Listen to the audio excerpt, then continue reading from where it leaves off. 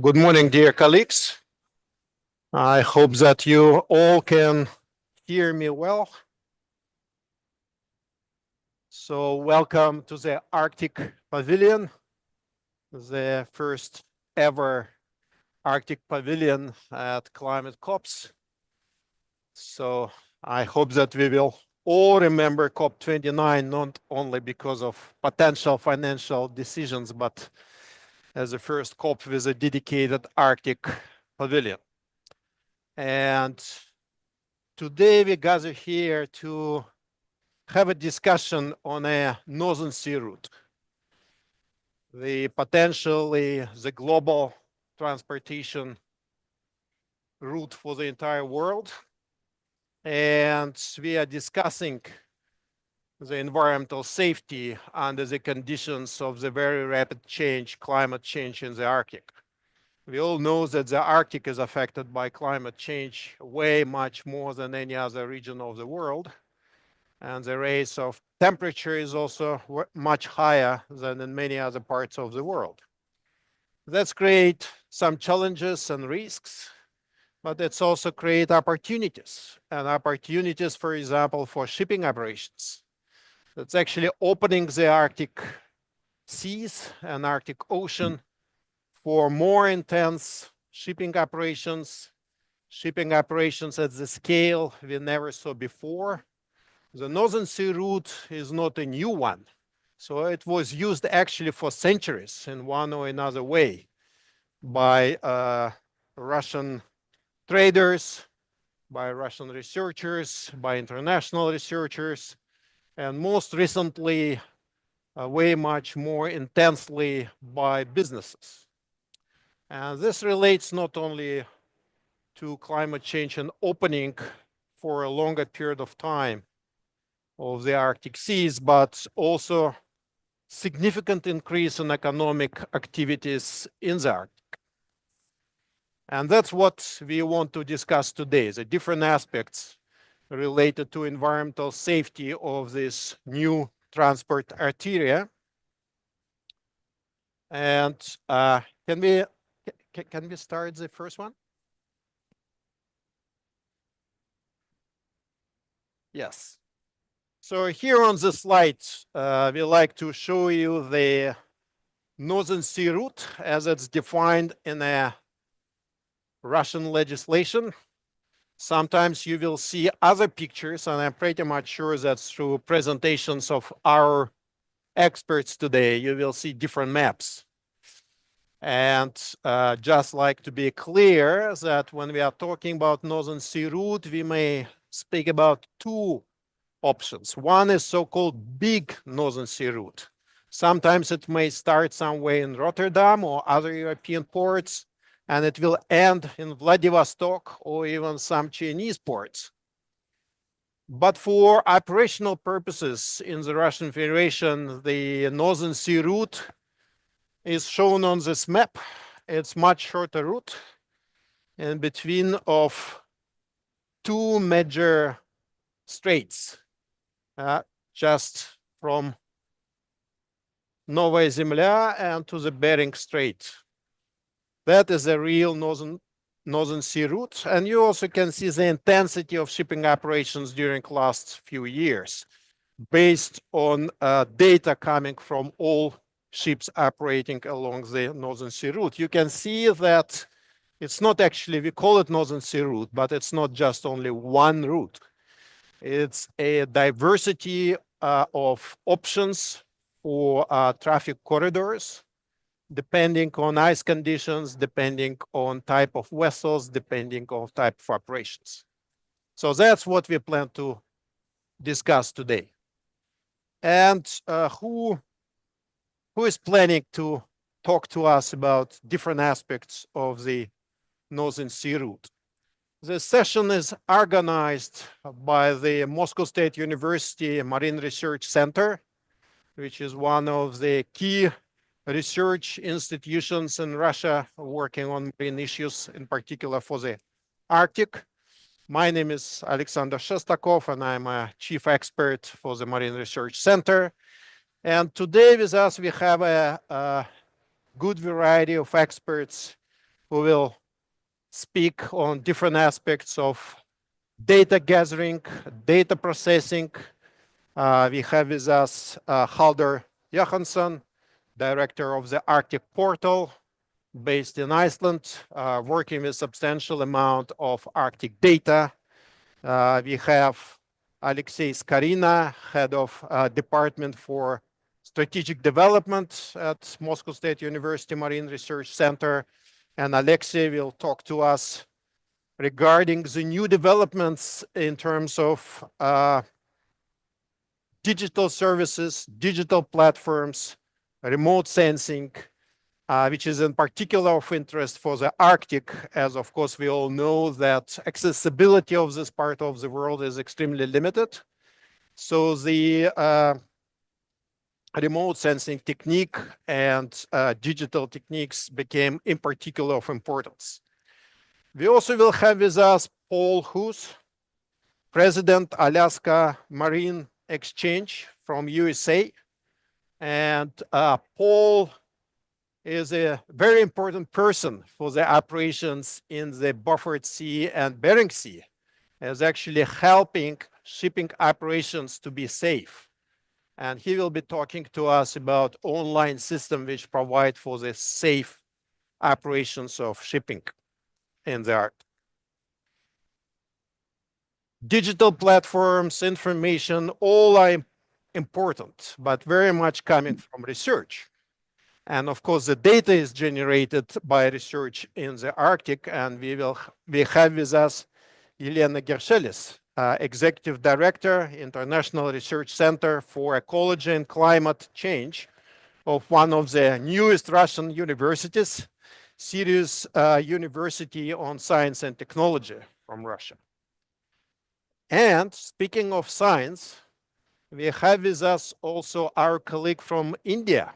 India, which is, for some people, sounds like not an Arctic state, but the country which is very actively doing research in the Arctic, have their own station on Svalbard, and do a lot of very important science work in the Arctic, as well as actually India has a Arctic strategy.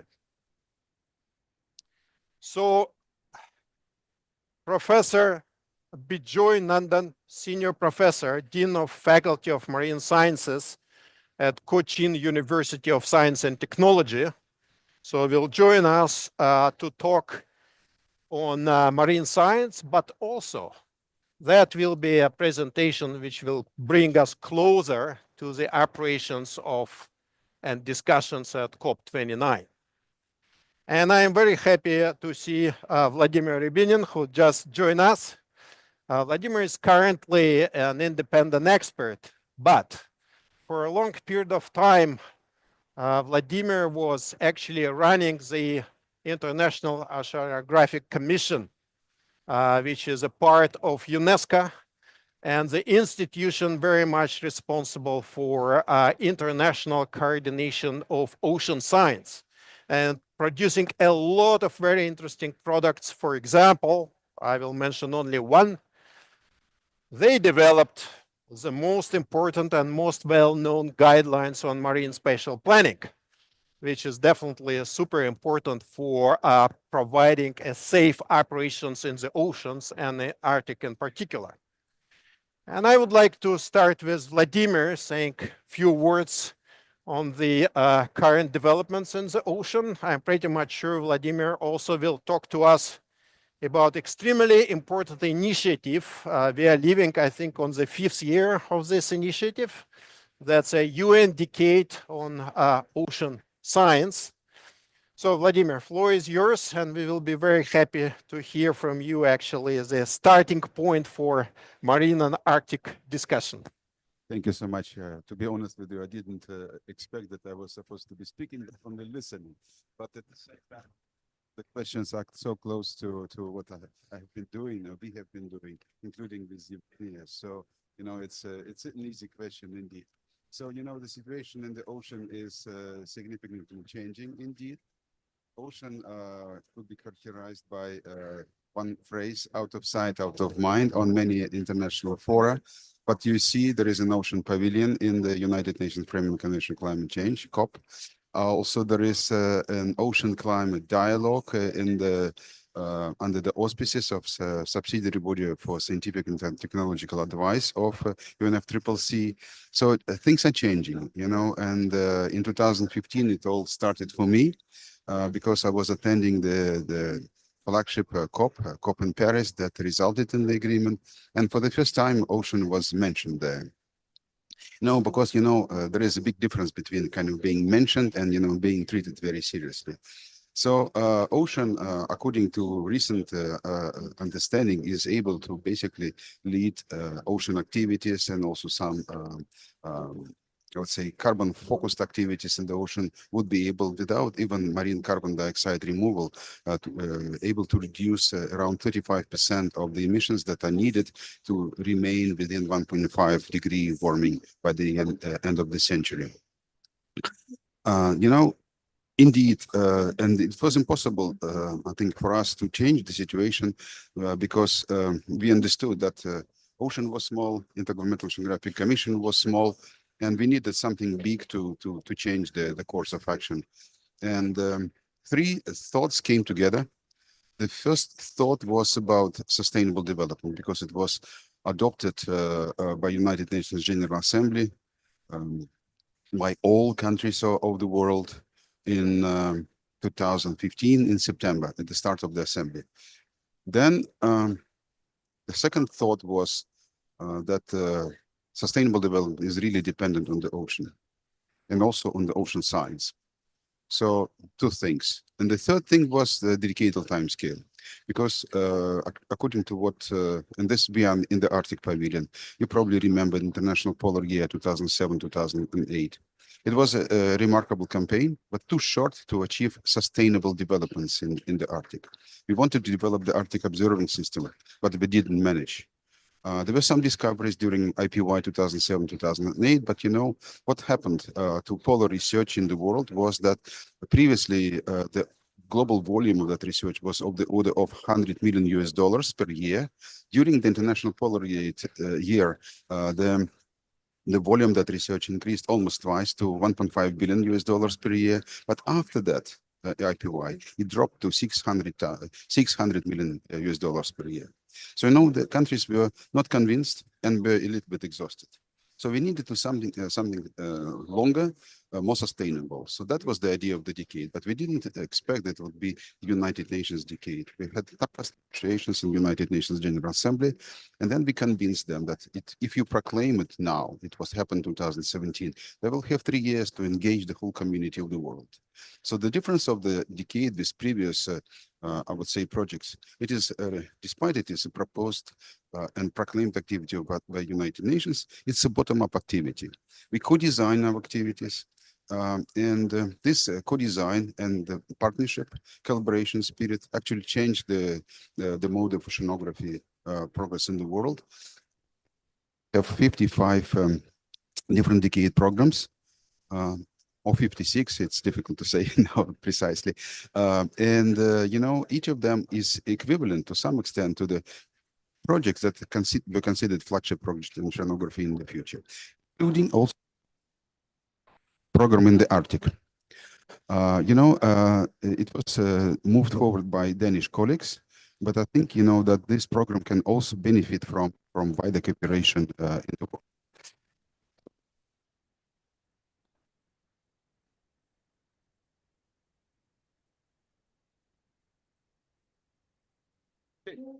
Спасибо. Well, by the end of the COP, I understood how to use the mic. Thanks very much for this guidance. That is basically what is happening. We have a global framework, and then indeed this framework has to converge to something. And in my understanding, the best conclusion for the decade would be that if we move forward towards sustainable management of the ocean. Oceanography is a regional science, and there are a lot of regional activities, like you just mentioned. And because of that, I think if we make, if we succeed in converting the decade 56, 55 programs to a coherent value chain of oceanography that will be delivering on regional and global scale, that will be the success. This requires additional development, and this development started because now we are basically studying the results of the Ocean Vision 2030 process. And I think more can be done to basically convert all the work and dedicate into basically, I would say, a will of delivering information. We conducted research on the global ocean observing system at the end of the first decade of the century, and we understood that it is possible to construct modern oceanographic observations in a very meaningful way. So probably the same thing needs to be done with the ocean. That will be the start of the new ocean science policy interface. And I have to say that because we're sitting in the Arctic Pavilion, this may also change the situation in the Arctic, because Arctic is really changing. I have been working in the Arctic since already more than 35 years. 35 years, excuse me. And, the changes in the Arctic actually make it possible to also, first of all, increase cooperation, which is now completely, on two sides of the Arctic. And also, Arctic requires a very significant study because of the changes happening there, the changes in terms of climate, and the repercussion of those changes in terms of ocean management. And indeed, the prospects of using sea routes in the Arctic are fantastic. So that's, I think we need to continue our work. And that's my basically short account of what was happening in oceanography and a little bit in the Arctic. Thank you so much for your attention. Thank you, Vladimir. Thanks a lot for this introduction. And I think that will also give us a better opportunity to put the whole discussion at today's session in the context. So to continue, I will use a power of moderator, and we'll start the presentation on behalf of the Moscow State University Marine Research Center, talking about the Northern Sea route safety and what is done during last number of years by the Marine Research Center together with partners, and very much with the support of Rosatom, as Rosatom is the official operator of the Northern Sea route in Russia. And Rosatom paid a significant amount of attention to the environmental safety of those operations. The title of the presentation is actually From Environmental Monitoring to Sustainable Shipping. And we try to say that, first of all, of course, environmental safety in marine realm, whether we are talking about shipping or any other kind of human activity in the ocean, is impossible without good knowledge of what's going on, what is the status of marine environment, marine biodiversity, but what also are the impacts. And in the Russian Federation, there is pretty significant legal basis to ensure that operations in the oceans, including shipping, are environmentally friendly and sustainable. So I'd like to stress only a few of them at the higher level. And that's, of course, the overall law, federal law related to the organization of operations on the Northern Sea route. We also work within the framework of the national strategy for the development of the Arctic for the next actually decade, as well as recently, only a couple of years ago, the government adopted the special plan to develop the Northern Sea Route operation, very ambitious plan, which foresee very significant increase of shipping operations. All those documents, they contain part related to environmental safety, related to design of environmental monitoring system for the Northern Sea Route to be actually fully in line not only with the national regulations established in Russia, but also very much using the best available international practices and international regulations. First of all, of course, when we are talking about regulations coming from International Maritime Organization, IMO, but of course also very much guided by the law of the sea, and we know that law of the sea was developed through the system of additional conventions and protocols. All of them fully apply to the Arctic, and it's enough to say, or to name only one of them, actually the Polar Code, which very much regulates the operation in the Arctic. So during last 4 years, since 2021, and as I said, very much in support and initiated by Rosatom, the project was to develop the comprehensive environmental monitoring system for the Northern Sea Route. I like to stress that while actually the task was to develop monitoring system for the Northern Sea Route, in reality, many elements of the program basically can cover a way much wider area of the Arctic. And we do not pretend to say that it's a monitoring system for the Arctic, but to a great extent, it covers probably around 70% of the marine Arctic within the Russian territory and exclusive economic zone. So the work combines the field research because we definitely need to establish baseline and understand what will be the point to count potential impacts of shipping operations along the Northern Sea Route.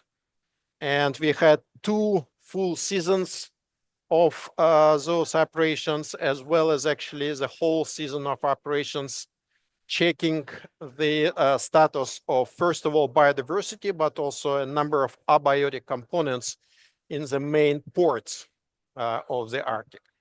Based on this, we developed the approach, the plan, and the program for environmental monitoring, which was also provided to the Minister of Natural Resources and Environment with a view to be converted into state environmental monitoring program and to be actually the subsystem of the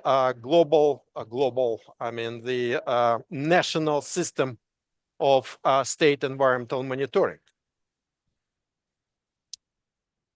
The research during the period 21-23 was focused, and I said, on a number of abiotic components related to atmospheric research, of course, hydrology, ice conditions, but also pollution of water and bottom sediments, as well as actually all groups of organisms, starting from benthic and finishing with marine mammals.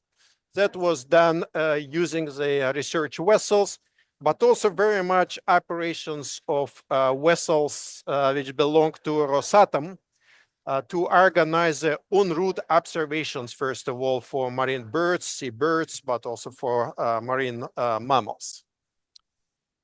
The results were compiled into comprehensive program for monitoring. You can see here the visual map showing the key monitoring stations. Again, if you think about almost 4,000 kilometers of the Northern Sea Route, that's almost 80 stations. Stations of different types, because some of those stations were identified as stations to really show very significant level of impact, for example, in port areas. Some of them, and you can see some green stars, which supposed to be monitoring sites to show us the status of biodiversity, let's say as a reference points in areas which are not directly impacted by the Northern Sea route. Some of those polygons are, for example, the yellow stars. They actually within the corridor of the Northern Sea route. So they're supposed to give us a better understanding of direct impacts of the shipping operations. And some polygons, mostly yellow squares, that's a stationary polygons, mostly coastal, which will provide an information on situation with, for example, bird colonies or concentrations of marine mammals. Very ambitious program. So 80 stations to be monitored on a regular basis. The program includes not only the main objects to be monitored, but also the description of methods for each monitoring object, as well as periodicity. And periodicity is, of course, a challenge because sometimes scientists, they like to do it 3-4 times a year, which probably is impossible if we are talking about the practical monitoring system for the Arctic at this scale. So based on this scheme and based on this approach, the more pragmatic way to establish monitoring system was developed, which we hope within the next few years will be actually operationalized as a state monitoring system for the Northern Sea route.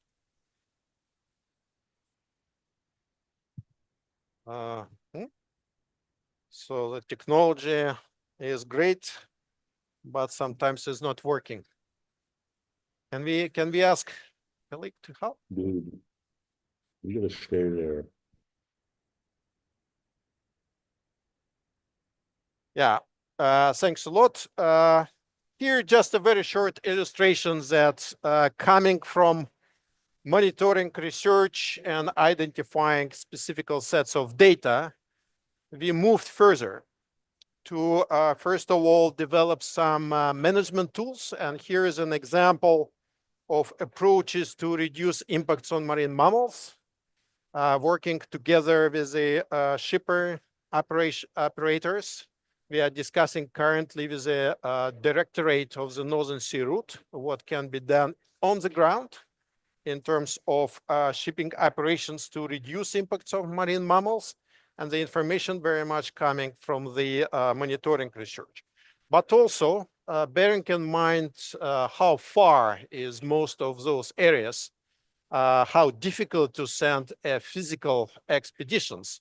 So we develop as a number of digital platforms, and Alexei will talk more on what is available today and what is the direction for development of those digital services, using very much the remote sensing technique. And the next step, how we see the next step. Fantastic to have data. We will have more presentations today on science, but we need to come to the ultimate goal. And the ultimate goal for us is to ensure, and Vladimir was talking about sustainability of operations in the Arctic. So we like to see sustainable shipping operations in the Arctic.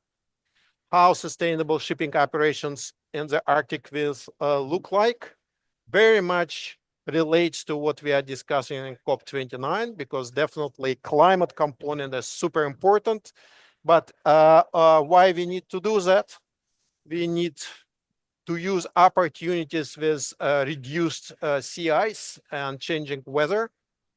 Weather is not actually in the Arctic became way much more favorable for operations, maybe actually more difficult because less predictable now. But conditions of opening the Arctic for more activities definitely dictate the requirement for sustainability. The climate change requirements, we hear a lot at this conference of the parties, put more requirements for the shipping operators. even if shipping operators altogether considered to be 3-4% of total emissions, still pretty high. And most discussions here, especially in the ocean pavilion, are actually towards a decrease and decarbonizing the shipping operations. How we understand the sustainable shipping?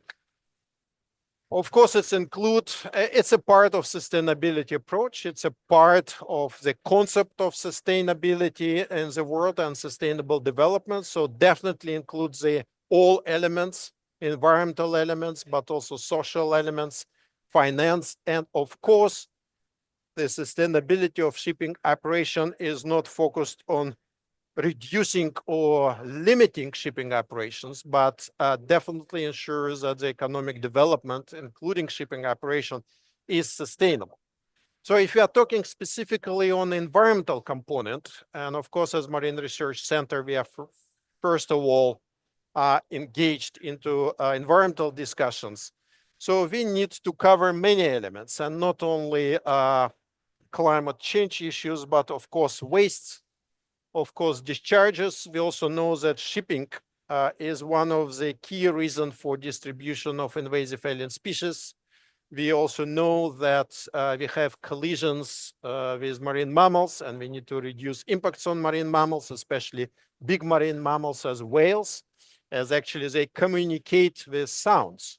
And the noise provided by shipping is very significant level of disturbance. So that's all need to be factored in when we discuss the principle of sustainable shipping.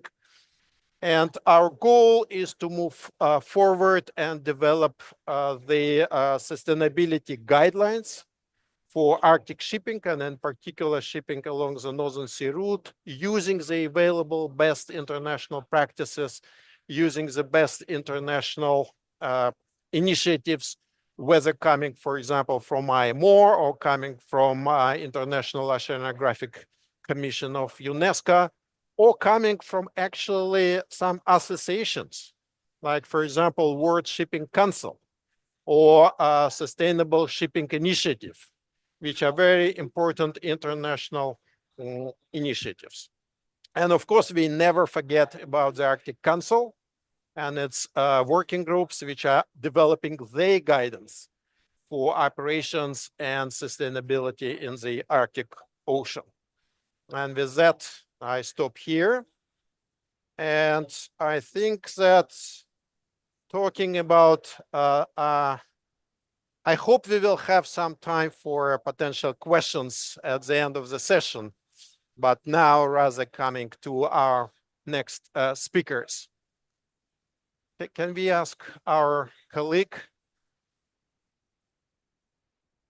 So the next speaker is Halder Johansson, Director of the Arctic Portal. Harald, are you online with us?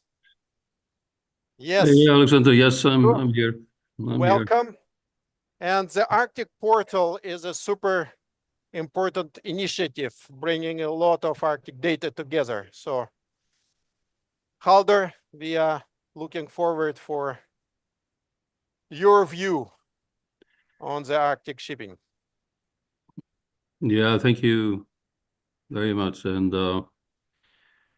it's a pleasure to take part. I was actually at the COP last week and have been to some of the previous ones. Of course, as has been somewhat indicated, there's a lot of good discussions going on, but there's also a lot of echoing of what has been in the past. And we also know, as was mentioned by previous speakers, that the coherence and the let's say the stability of the work, especially in a global context, is not as it should be, in my opinion. And if we okay, let's see, wonders of technology now. Sorry, here. We just first consider what is it that we call the Arctic? Because I think that's one of the things that we often have different discussions on. Is it what is within the Arctic Circle, or is it, as this map shows, the different definitions of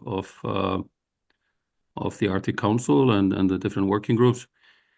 Of course, it is a region of great opportunities, but it's also, as mentioned by Alexander, a region of challenges and potential threats. And the phrase that is commonly being used now, what happens in the Arctic doesn't stay in the Arctic, I think is very true, because it is known now that the changes in the weather patterns of the globe are largely contributed to what's happening in the Arctic. So it is an area of great concern, but also opportunity. And it is believed that this region may hold as much as 30% of the unused resources of the world. So it is, of course, evident that transport routes will be used and need to be used, but we need to increase the knowledge as much as possible to do it in a safe way and a respectable way, as Alexander has also been pointing out. We know also that apart from the northern sea route and northeast passage, as has also been referred to, with the connection to Europe and Asia potentially, it's also potential trans-Arctic shipping route and of course also the Canadian path, the Northwest Passage. So it's very important that all this work is looked at in a coherent and in a global context, because even though we know that this is the line that's being used the most now, the other ones will follow. And we also need to look at it in a global context, because as Alexander also pointed out, and Vladimir before him, the shipping in the world is likely to increase, and we have concerns, geopolitical concerns, of course, also, and environment concerns. So in my opinion, Arctic shipping needs to be looked at very carefully in a global context, because we know, of course, that the shipping through the Arctic is extremely limited compared to the Suez Canal. Suez Canal has some 20,000 plus transits, whereas the Arctic has been within the hundreds over the past years, and even less in the last couple of years. But we also know of the geopolitics happening and the political unrest in the Middle East. And as an important friend of mine in China has pointed out, yes, the interest of the Arctic is one, the resources. Secondly, the transport routes. And thirdly, the security of transport. So the Arctic should be looked at in that context. And we should not forget, of course, also the opportunities that lie in the connection that goes east-west and also north-south. And then, of course, the inbound connections within Russia. So it has a very big and important role in a very global context. But we, of course, know that we have sea ice in the Arctic, and that's also been pointed out, and we need to monitor the changes in the sea ice. But we also know that the winter sea ice is getting thinner, so the opportunities for Arctic shipping are only increasing. But it all points to the same thing: we need to improve our knowledge. Arctic Council hasn't been mentioned yet, but Arctic Council, of course, is a very important venue for collaboration, and it has been quite dormant, as we all know, for the past 2 years, but hopefully we will see changes in that matter in the very near future that will increase the collaboration again, because there are important initiatives within the Arctic Council that should be concerned and considered in the context of the Northern Sea Route and environmental monitoring. So I hope that that collaboration will continue, but no matter what, the previous work of the Arctic Council is available and should be used as a platform. We also have, of course, some legislations again in an international context, like the IMO Polar Code and the search and rescue agreements of the Arctic Council that help in the matter of environmental safety. We also have quite a lot of work to base on the marine ecosystems definitions And quite a lot of this data is available, and these are maps that have been generated by the Arctic portal based on this data. And my desire is to be able to as the system that Alexander pointed out, we can put these things together in a macro and micro context so that we can zoom into the things properly. And this is the problem, of course. A lot of our information and data and our knowledge is fragmented, and we need to work on ways to connect it. So that's why I very much appreciate the work of the Marine Center and hope to expand it. We also know quite a lot about the different mammals and the different species in the Arctic, but we also know, as you can see from the map on the polar bear population, we're still lacking a lot of data and a lot of information to be able to really estimate and give guidelines. Because as also Alexander mentioned, guidelines are so important, and these guidelines need to take into account as much of the ecosystem as possible and the different aspects of the ecosystem. And whales have been mentioned, and we see from those maps that the Arctic shipping, of course, is going to affect them in some way or another. And then, of course, what happens on land is also important, because permafrost thawing is a big issue. And this will contribute to changes in the ocean. And what has not been mentioned yet is also the fisheries opportunities, because the smaller vessels related to fishing, they will increase in the Arctic. With less sea ice, there will be an increase in such shipping. And then, of course, another aspect is tourism, and small and medium ships and even bigger ships are going to be coming into the Arctic, which also increases the environmental and safety aspect of everything. So these are components that need to be contributed or has to be considered. And then, of course, linking of data. We are involved in a project now with SEON and University of Colorado, actually funded by NOAA on basically linking the knowledge of monitoring. Such initiatives, in my opinion, are so important, and because, as also been mentioned, I mean, there's one ocean in the world. We call it different names in different regions, but it's all the same water. So excuse my language. If I piss in the water in Iceland, it will end up in Australia at some point. So it's all interconnected, and we cannot consider something without linking it to the rest. So what are my conclusions in this aspect? Long-term monitoring is needed, and it has to be done in an international context. As pointed out before, there was a good kick when the International Polar Year was established, and I took an active part in all of that. But then it dwindled, and we have been involved in quite many projects over the years, but usually they are 4 to 5 years, and then nothing happens. We host the Global Terrestrial Network of Permafrost database, and it was established. Well, the work started in 2011-12. Then the principal funding ran out in 2016. We're still hosting it. We're still trying to maintain it. We're still having discussions with different partners on how to maintain it. But to be honest, not too much is happening. And that's a big concern to me. Is like, we talk a lot, but then actions are really required. And I've been involved in SEON for a long time, and we've had that same discussion. As you probably know, the SEON Secretariat was almost closed a couple of years ago because of lack of funding. And this is a concern to me, at least. And I think this is also what Alexander also pointed out. Of course, we need to have long-term funding. So the governments need to both individually and collectively have to work together. And we have to include diverse methods of data collection, both the complicated ones and the high-tech ones, but we can also include citizen science, because we already have a lot of citizens that have tools that can be used for data collection, and their knowledge and their active participation and understanding is only to support. So I think we should consider that.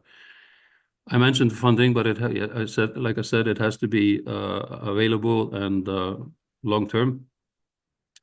International collaboration is a must for the collection, integration, and interpretation of data.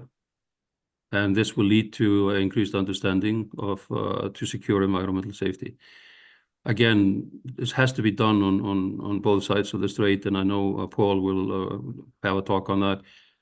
But again, it's all interconnected, and I was involved in a exercise a few months ago where the discussion was what will happen to the U.S. if there's an accident in Russian waters, and of course this is a concern. So we have to acknowledge it and try to find ways to work together. Alexander mentioned the business plan that has already been developed within the Northern Sea Route. I think a comprehensive, expanded business plan and guidelines based on environmental values and sound knowledge is a key for the successful utilization of the Northern Sea Route in a global context. Because as I tried to mention before, the business case of the Northern Sea Route is not clear to many of the operators. There are problems for operators related to insurance costs. I've been involved in quite many shipping conferences in the past years, and at least the small and medium business operators don't see the value in using the Northern Sea Route yet. But I am convinced that it's possible to change this, but it has to be done from, in a way, top down, bottom up approach. So like the vice director of Costco Shipping said to me in a discussion, the decision has to come from above. And I think that's very true. But if so, it has to be based, again, on a good business plan and guidelines. So in a way, a roadmap to the successful utilization. So I'll stop there, but thank you very much. And I have enjoyed this conversation very much. Thank you, Father. Thank you very much for your work. And again, the Arctic Portal is one of the key player in data sharing in the Arctic, and of course, providing for good cooperation, which is super important for the area such as the Arctic. So with that, let's move to other aspects of data processing. And I like to ask Alexei to share with us the recent developments related to using the remote sensing technique, but also developing the digital platforms for the Arctic. Thank you so much, Alexander. To complement your report, extensive report on the Northern Sea Route prospects and its current and future development, I'd like to stress on some aspects of digital transformation of Arctic shipping. Basically, my report is devoted to some digital services that are already available for shipping companies, for shippers, and all interested parties, including scientific and state organizations that operate in the Arctic seas. Actually, our center considers the Northern Sea Route as a huge, complex task. And there are just some of the tasks that I've indicated here, but I'll focus more on monitoring of the environmental biodiversity situation today with the use of digital technologies. But the spectrum of tasks and plans that need to be implemented is huge. And as Alexander said, there are several strategic documents that determine the Arctic development. But of course, there are much more those. In order to store, analyze, and share data on Arctic developments, our center has designed a digital platform called Sloika. It's basically in Russian a plenty of layers that contain diverse information on the state of environment, biodiversity, climate, and other issues related to environmentally safe shipping. And I'll focus more on those services that are available already now. This is basically the interface of our digital platform. It's basically in Russian, but there are many pictograms, images that allow to understand what's happening there for both Russian clients and foreigners. Most services are based on satellite monitoring tools.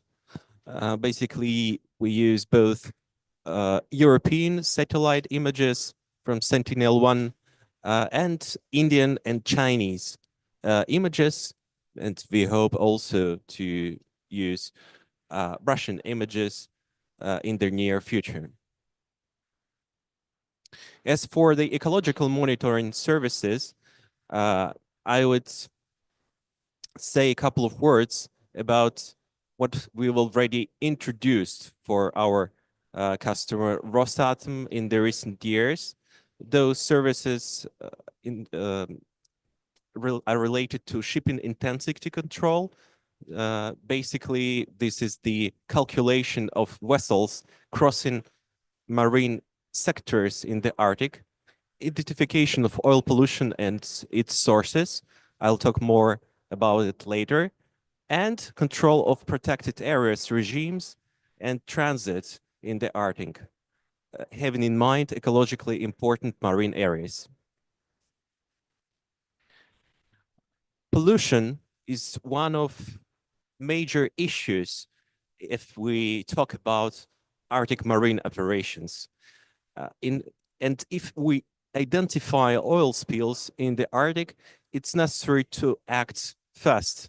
Otherwise, there is a high risk that the consequences will not be mitigated at all.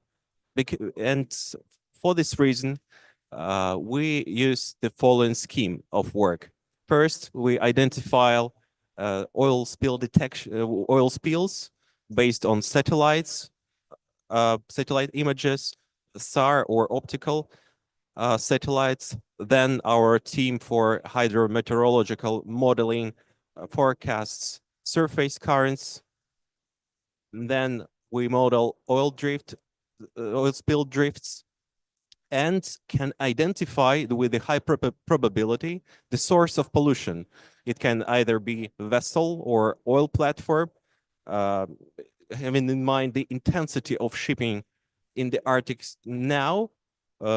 We can be very much sure that this oil platform or that vessel is actually the source of pollution. And then all this data can be stored and seen and shared with our clients via email or via messengers, actually. And all this data stored on the digital platform. Of course, in order to identify the source of pollution, we need to understand where vessels are.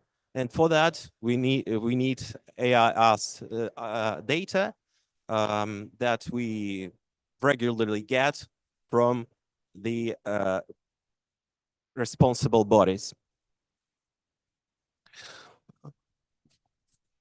Of course, we analyze also CO2 emissions and calculate them based on fuel consumption.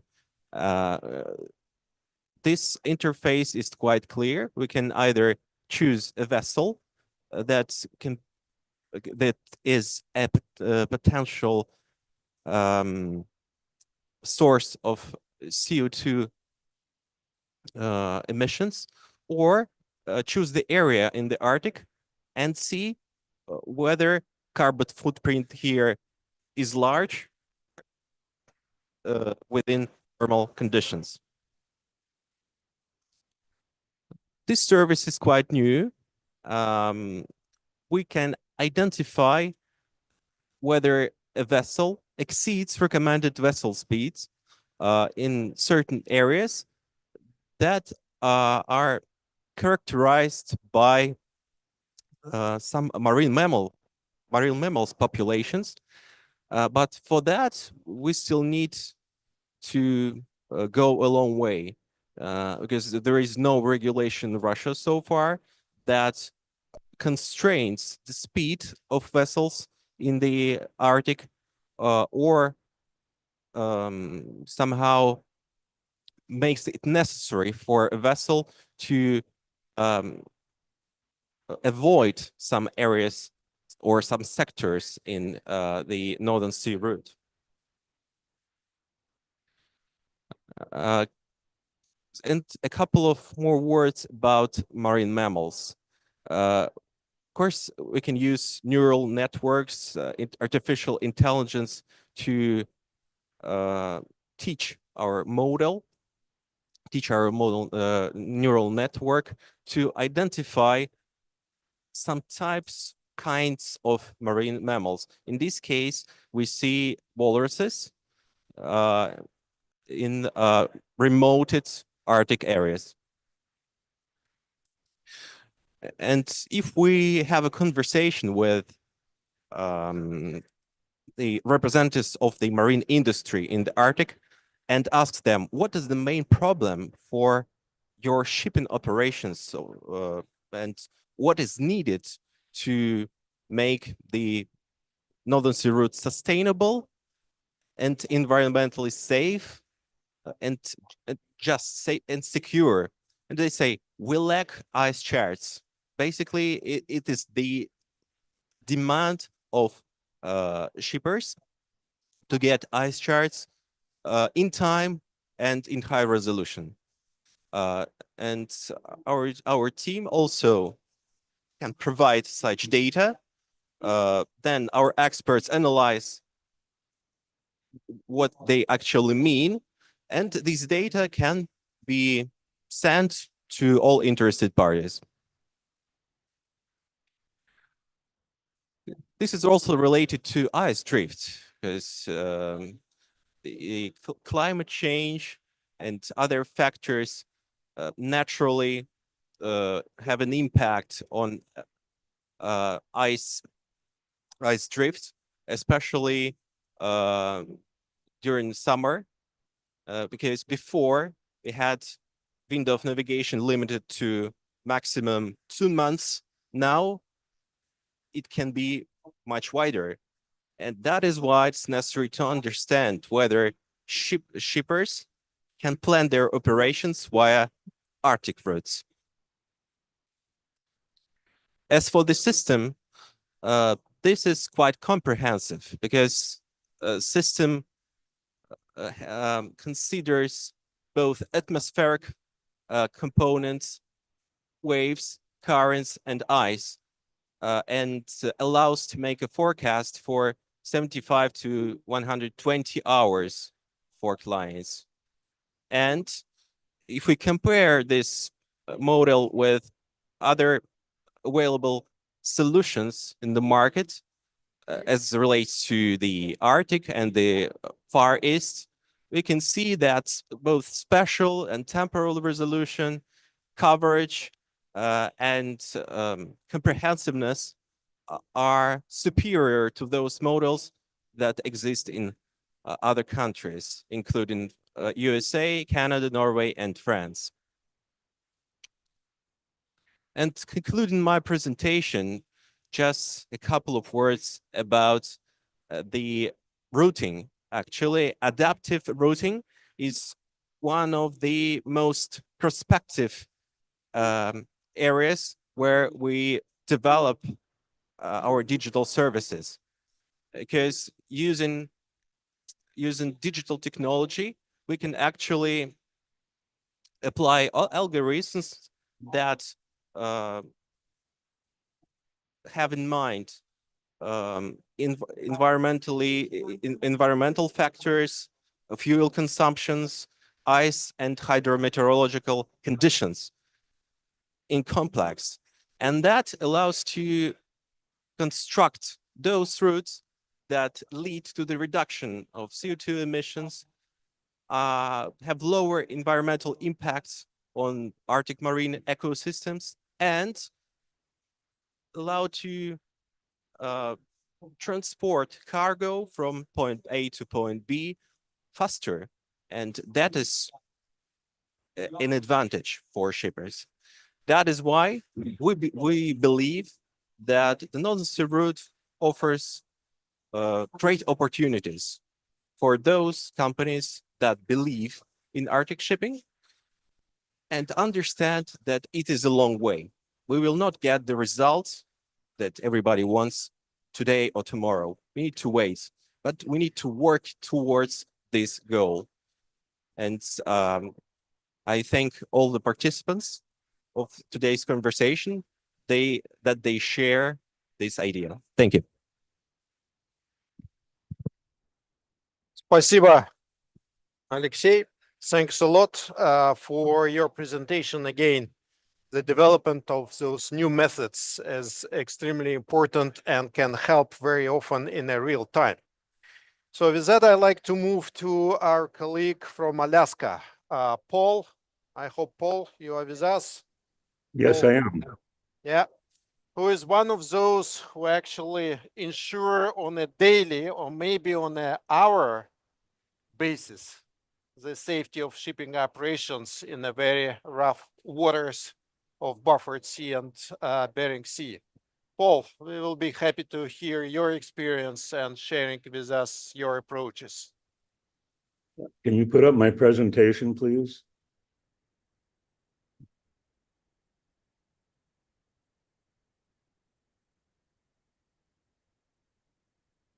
Okay, I can see it from here, and that's fine. Oh, please put it up.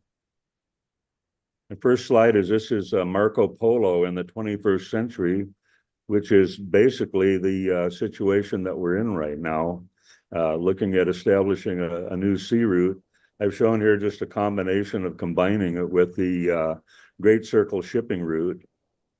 Next slide, please.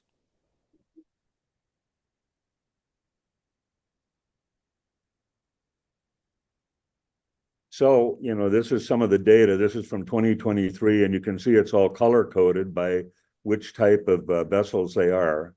And what we saw during 23 was about over 80% of the cargo was petroleum products. So again, this is very much highlights the issue that we need to have the best prevention measures that we can for safe shipping.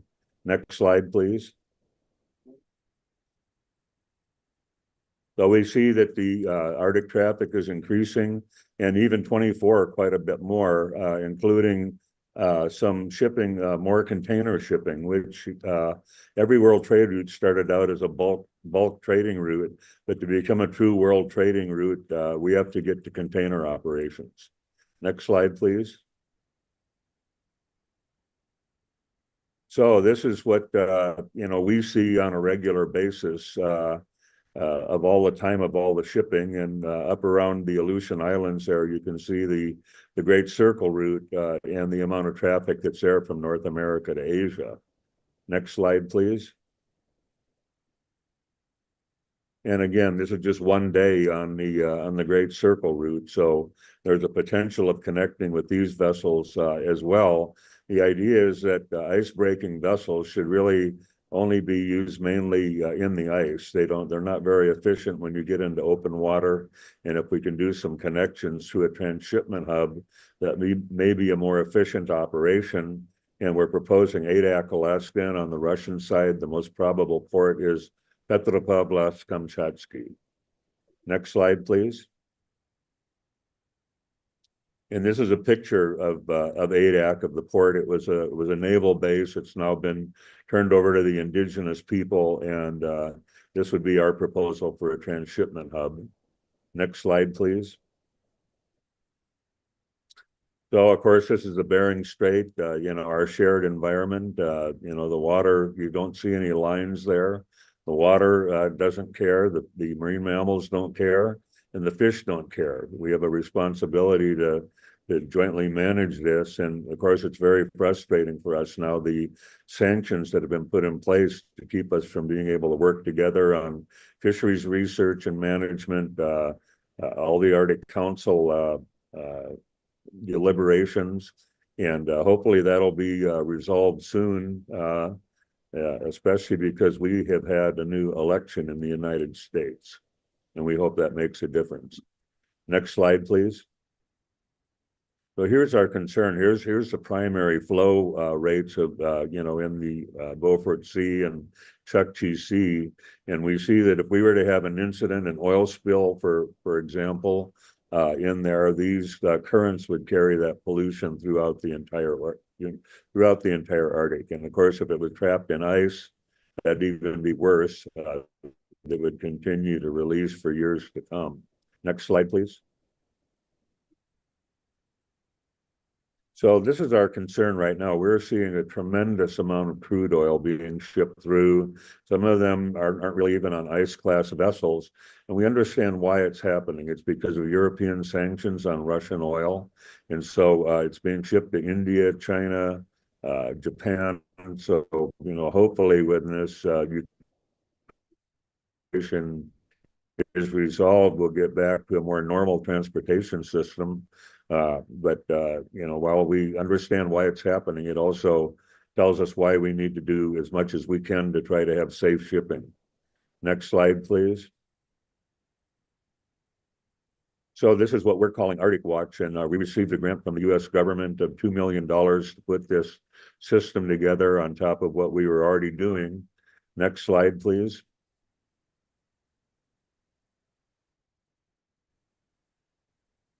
So for those that may not have been on the ocean, this is what an AIS, automated identification system, looks like. You have an antenna that's a transmitter, transmitting the location of the vessel every 6 seconds, and we track it by a GPS. Now you also have the Russian system GLONASS. GPS is accurate to 3 meters, and GLONASS is a little more accurate to 2 meters, but 1 meter doesn't make that much difference in the ocean. But you also see the display there, and that's very important because we made some real advancements in sending navigation data and environmental data, weather data directly to the vessel via the AIS display. Next slide, please. So what we're doing is we monitor 24 hours a day, 7 days a week. Our workers there are monitoring this. What they're looking for is they see the regular shipping operations. If you see something that's different, like the vessel, we've got an automatic alarm. The vessel slows down to 3 knots. We know that there's something happening. So we call that vessel and say, what's the story? You're down to 3 knots. Do you have a problem? They might say, no, we're just reballasting. We're okay, but thank you. Or if they've got a problem, we get an early notification. Then we can look for the next nearest vessel that's there that can help respond to them. It might not even be an official government vessel or a tugboat. We've had even where a fishing boat was able to grab onto a big fish processor and tow it just away enough so that it didn't hit the land. Later on, a tugboat came and rescued it. But, we call this a vessel of opportunity. Regulatory compliance, I was interested to hear what you were saying about tracking this. We also get this. Someone finds an oil slick out there. They ask us who was there at that time. We tell them who the vessel was. They go to that vessel and take a sample of either the oil or the bilge water or something like that from that vessel, and they're able to prove that that vessel was the one that created that pollution. And data analysis, we store every vessel track that we have had for the last 25 years. So we're able to go back. If there's an incident, what happened? How can we prevent this from happening in the future? Next slide, please. So we're able to send to the vessel navigation aids. And in the ice, of course, you can't put a traditional buoy. And so we're digitally to the vessel, so it looked just like, you know, red and green buoys like you would normally have. We're also able to geofence. We're able to go out there and, like, we geofence all our fiber optic cables or pipelines, so the vessel knows don't drop your anchor there. We also transmitting real-time you know, resource management data. If we've got a lot of walruses come on land at one time, then we put a geofence around and say, don't go too near. You'll stampede those animals and a lot of them will die. Or if we've got, like, let's say, Eskimo whaling going on, we can say, proceed with caution. You've got whaling in that area. And then once that risk is gone, then we remove that notification to the vessel. Next slide, please.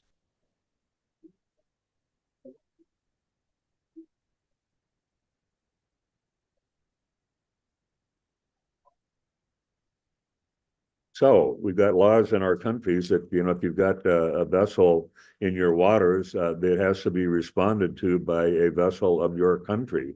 We're hoping that we can make an arrangement that that no matter which country it's from, if we've got a vessel in distress, it needs to be that whoever has the vessel that's capable of doing that can automatically be told to come in and respond to that. And we're calling this Uber for icebreakers. And these are the Chinese icebreakers, for instance, very nice vessels. These are the Shuilong 1 and 2, but this is important that we in advance have this agreement that whoever is the most able to respond can be the first one to respond. Next slide, please.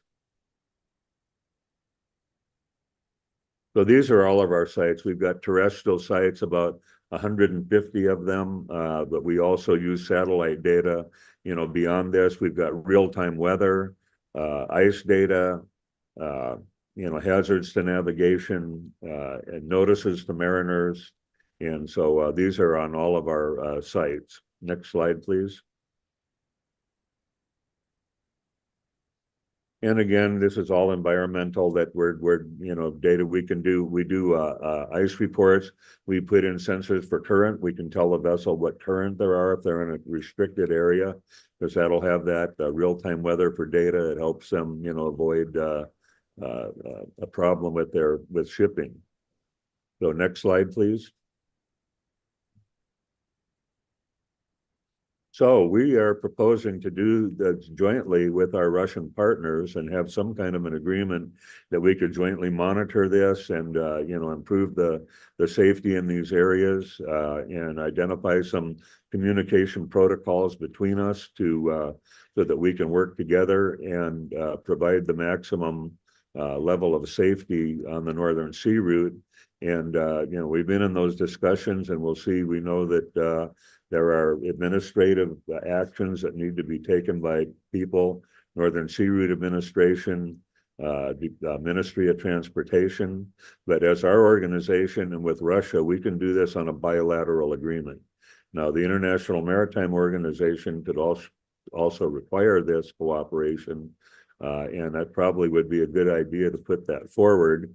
And this is not something new. It's basically the same system that Russia and Norway now have with the Norwegian Coastal Administration for oil tankers and shipments from the joint oil development zone north of Russia and Norway. So we're hopeful that this can be accomplished in the near future. And that's my presentation. You have my contact information there. If you have any questions, I'd be glad to answer them. Thank you. Thank you very much, Paul, and thanks a lot for this very important job, but also for highlighting, right, once again, the importance of cooperation. Even in difficult times, we definitely need to go this way. So, Excuse me, I just have to say, I have to catch my flight, so I'm going to have to leave now and sign out. But I thank you for the opportunity to participate here, and good luck to all of you. Thank you very much, Paul, and safe travel home. So with that, let's move again to science. And I like to ask Yelena to share with us the experience of doing science in the Arctic Ocean, on the Arctic shelf. and how, from your perspectives, that may help actually the environmental safety in the Arctic. Yeah, thank you. Thank you, Alexander. So yeah, just first of all, I feeling myself like I'm in the Arctic Pavilion because I'm just freezing a bit. So I think that's that's a good place for the Arctic discussion. So yes, also I would like to refer to your words in the beginning that finally we have the distinct Arctic Pavilion here at COP. That means a lot because I would like to focus on the climate prospect of the Arctic, not only environmental monitoring, but which is also very, very important for the Northern Sea Road, but climate option, like the climate points is also very, very important. So, well, I think it's not the audience where we should explain why the Arctic is important, but still, so the Arctic is warming, as you know, almost 4 times faster, rapidly warming than the other planet. And so we see this rapidly growing, rapidly increasing the temperature in the Arctic. So, and this is the effect which is called Arctic amplification, as you all know, I think. And what does it mean for us? That means that the simplification gives us lots of positive and negative feedbacks to studies. So it gives us so many ways and so many areas of research where we should be focused on. So perhaps when we just perhaps some of them, but talking about the climate aspect, climate warming consequences, of course, we are associating them with the carbon cycle. So you see this perfect picture, which is reflecting the processes which are now happening in the Arctic. All you know, we are talking about the Northern Sea Road, we are talking about infrastructure, so so actively, but this is about the climate because we see that carbon is that the permafrost onshore and subsea permafrost is being degraded, and also it's being unlocked from those deposits which have been considered as very, very stable for dozens of years, and for hundreds of and thousands even of years. So that's why we are having the, you know, like the processes are very rapidly changing. So, and this is the basic topics which are should be focused on, should be studied very much in detail. So some of them are degradation of the permafrost of the subsea, as I said, and the onshore permafrost, and the emission of the greenhouse gases, not only CO2, but the I think the most important, more important in this case is CH4, which with the methane, which I will be talking about later. And then we also have the effect of the acidification of waters, because yeah, I think some of you know that the acidification is changing the environmental state of the seas, and like the causes, the reasons for why the acidification occurs, they are different in the eastern Arctic region. They are heavily dependent on this carbon which flows from this degraded permafrost. And so we are having this one another positive and negative feedbacks happening. So we are having the change in biogeochemical regimes of the seas. We are having this increase in heterogeneous carbon flow going into the shelf. And all this gives us so many challenges to study the background, you know, the background of the Northern Sea Road areas of the water masses of the secretary. So this is the pictures of our basic, you know, the research areas of our team. I would like to focus to underline that I'm not talking only from the Sirius University of Science and Technology, of course, because as you said, the Sirius University is one of the youngest universities in Russia. So the Climate Center, which I represent is the younger than university else just in 1 year. And of course, these results are the results of many, many years of research of the huge group, which is led by our Russian leading scientists, Professor Igor Semiletov and Professor Natalia Shachov. So I will be all the time referring to their publications and papers, which are very actually highly contributing papers in this Arctic science. Well, and you see these pictures and you see this polygons, which I underlined, they're the polygons where the shallow hydrides deposits are focused on. And we see the East Siberian Arctic Shelf, which the Northern Sea Road goes through. This is the East Siberian Sea, Laptev Sea, and Chukchi Sea. The western part of the Chukchi Sea is underlined by the subsea permafrost, and the hydrides in there, which have been considered, as I said, as stable. And those hydrides contain just a huge amount of methane locked there and being unlocked now. And well, you see the pictures of the methane seeps, which we are just looking at in our expeditions. So going through the Northern Sea Road, I think that also the ships could see them, because this is like the methane seeps. The gas flows from the bottom, and this is the methane, which could be of different genesis, of different sources, but basically the most I don't know, I think the word dangerous is quite critical, so very extreme, but I think the most prominent source, we think that the most prominent source of those gases, of this methane, is destabilizing hydrates from the subsea permafrost. And that I will show some slides about the contribution of this methane into the atmosphere. So this is just the basic about the research. So how we get the data. We talk much about the data, so about the digital platforms, about the gathering this data, and this is how we gather this data this year. So this is our road, you see along the coast of the East Siberia. So in the sampling map. So, and I would like also to underline the importance of the international cooperation in this way, of course, and to exchanging this data, because this is like the very crucial pieces of knowledge, which should be, of course, treated together and discussed together, because that means that we install in the Arctic monitoring system, but we should know how it works as a background, as a natural process are going there. So that's our guys from the expedition, just coming back from 45 days of the gathering this data for this digital platform. So these are our heroes.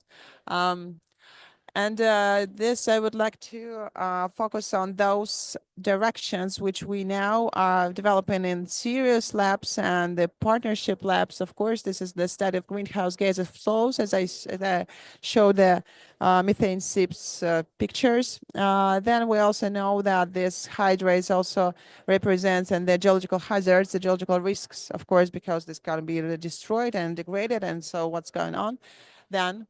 Of course, we study these carbon cycle processes. You mean like from rivers into the shelves, and we should know how this carbon behaves, because it comes from the earth, from the continental part, and it could be mineralized, it could be turned to CO2, it could be just buried in the sediments and never again happen in the atmosphere. But we should understand which part of this carbon goes into the active cycle and which part can affect the climate system.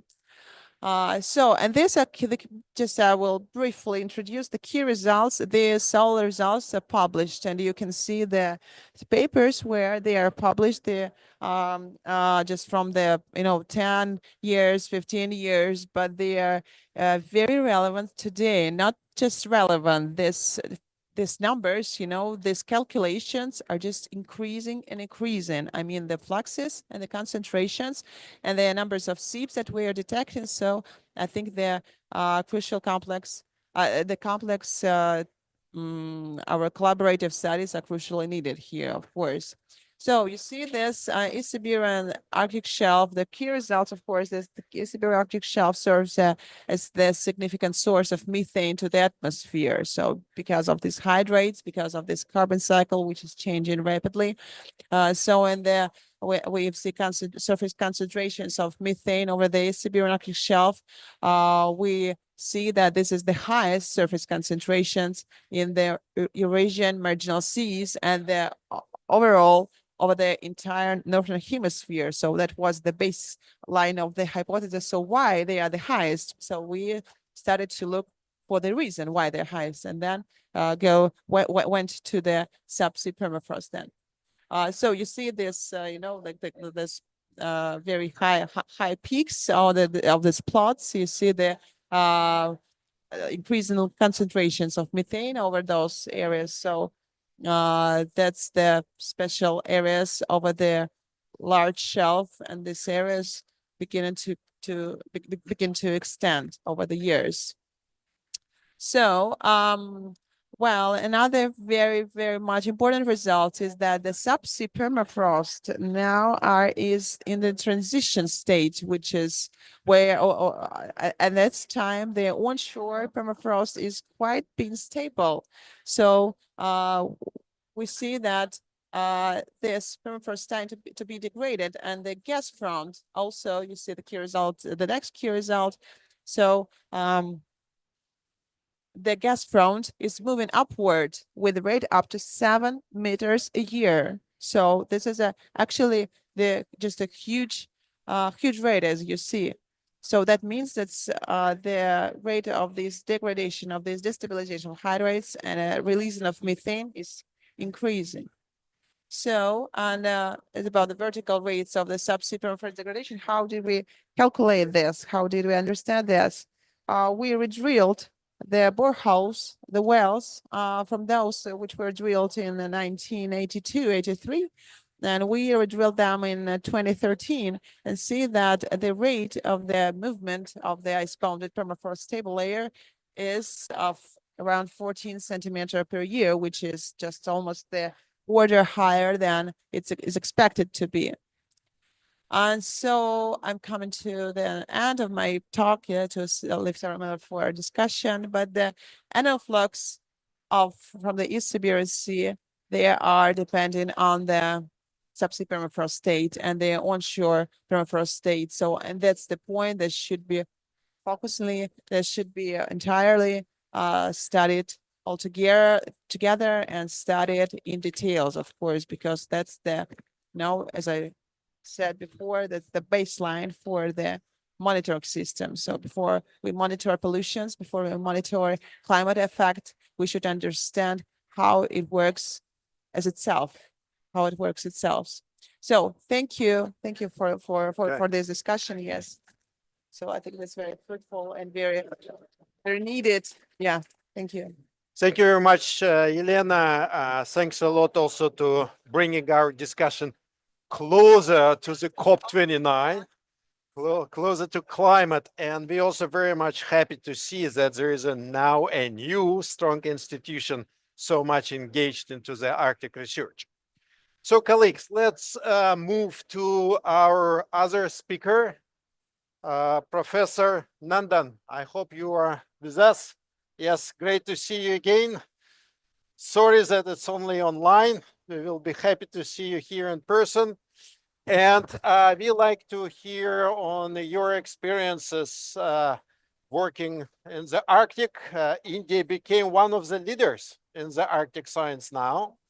And I also like to hear how you see the linkages to the discussion during this COP. Floor is yours. Thank you, Alexander. Thank you so much. And so happy to be in the Northern Sea Forum Arctic Pavilion. So very nice to see Elena, Vladimir, and all of our colleagues who are participating in this session. I think it's audible from my side. It's audible? Can you hear me? Yes, we can hear you. Yes, thank you. Okay, now I think I've just seen the very significant and very valuable presentations prior to mine. They were all focused on different areas of Arctic, the shipping, the technological innovations, the permafrost, the climate change, the blue carbon changes, what is happening in the Arctic. But India has been in the Arctic research in the Neosun for over from 2008 onwards. It's over 2 decades, and I'm part of this endeavor. And we have been participating in the meteorological, the oceanographic, the climate, the bottom, the benthic, the planktonic, the carbon partitioning in along the food web, And all these have been very strong. And one of the models we have been working on is the fjords of the Arctic. And the fjords of the Arctic are very good examples for the climate change and how it's going to have an effect on the global climate change, preferably, specifically, because we know that warming and Arctic sea ice is shrinking. I mean, it has shrunk to about 20 or maybe 15 centimeters. It has just come down from 60 to 80 centimeters. So over the years, when we are visiting, we see this change. It's very, very glaring. But today, what I'm going to present you is I'm not going to very specifically speak much on science of our research or what is happening in the Arctic. I will just now focus on the significance of COP29, which is very much, and the Paris Declaration, which is very, very as a benchmark, and the sustainability aspect for taking us forward to the management of the North and the scientifically management so that it will be eco-friendly and the future generations for the Northern Sea route. Let us go, because this is a little bit of basics. We all know that the Northern Sea route runs through the Arctic, and this has been well explained to by the speakers earlier. And it's very important because it spans along 5,600 kilometers, passes through, and very important development, because we know that the Northern Sea route, if you look along the Petersburg and the Vladivostok, you see how much of distance has to be covered along the Suez Canal. So this definitely shortens the shipping time along the Europe and Asia, and potentially reducing the transit times and the coast. It's definitely one of the significant developments. But over and above, we know that what are the major changes in the context of the global climate change? Comparison, if you make a comparison, I've made a comparison on the route as well as the distance. And if you look at the perspective of the global climate change, it reduces, other than reducing the time, and the shorter by 40%. Also, the important, very, very important aspect, reduces almost 20 to 30% of our per voyage of carbon dioxide emissions. This is a significant outcome for the NSR. And my friends from the LMSU, they have been working on these aspects also, how to reduce, how to look at the regular monitoring. These are very, very potential aspects which can be considered under these the COP29 deliberations. Seasonality is also very, very important. We have infrastructure, several ports, and all these governed by the Polar Code as well as the Russian laws of environmental protection. See, the economic potential, if you compare with the Suez Canal road, is also potentially. These are basic knowledge, but overall, if you look at the global warming potential impact, it accelerates the Arctic sea ice melt, but offers emission reductions per voyage. But if you look at the Suez Canal, the other route indirectly contributes to warming and the higher emission routes. But if you look at the current shipping and the current shipping pattern and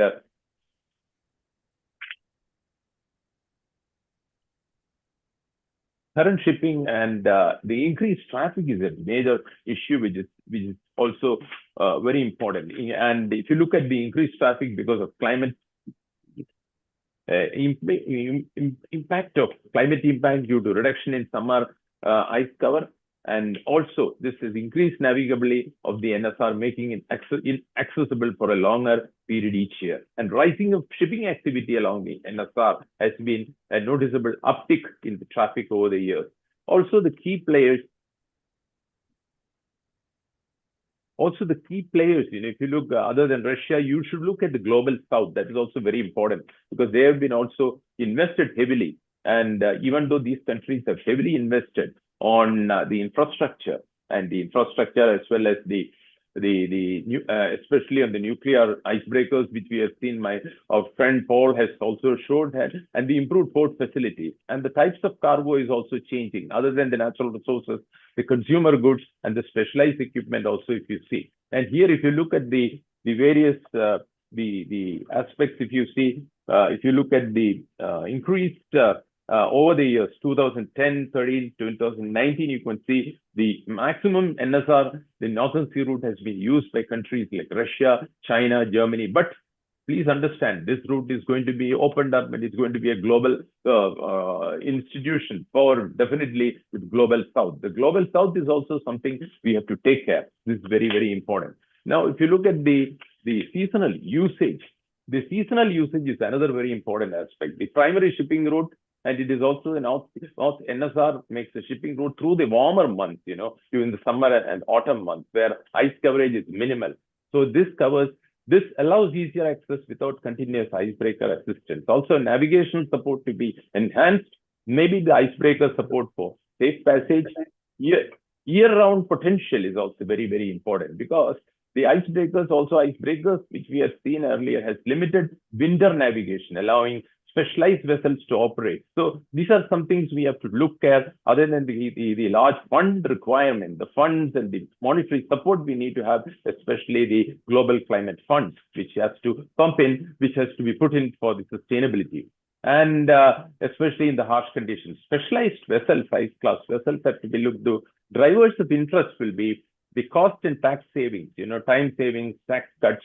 NSR is also very important because it's reducing the transit timing and the fuel costs as compared to traditional routes like the Suez Canal. Rising commercial interest definitely is going to have global demand in the Arctic resources, other than the European EU countries, Russia, and other America and other nations. The global South looks forward to this internationally very, very important area of shipping route.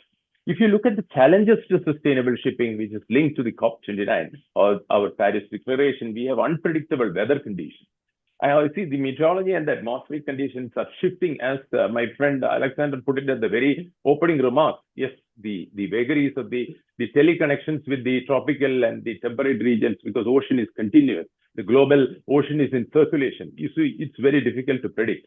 And every day, if you look at, today what you see is not different from the Arctic temperature and the Arctic weather and the climate and the storm, which is changing. So the shift is sudden, especially with the strong winds and freezing temperatures, and also several blizzards and hazards, which is definitely knocking at your doors.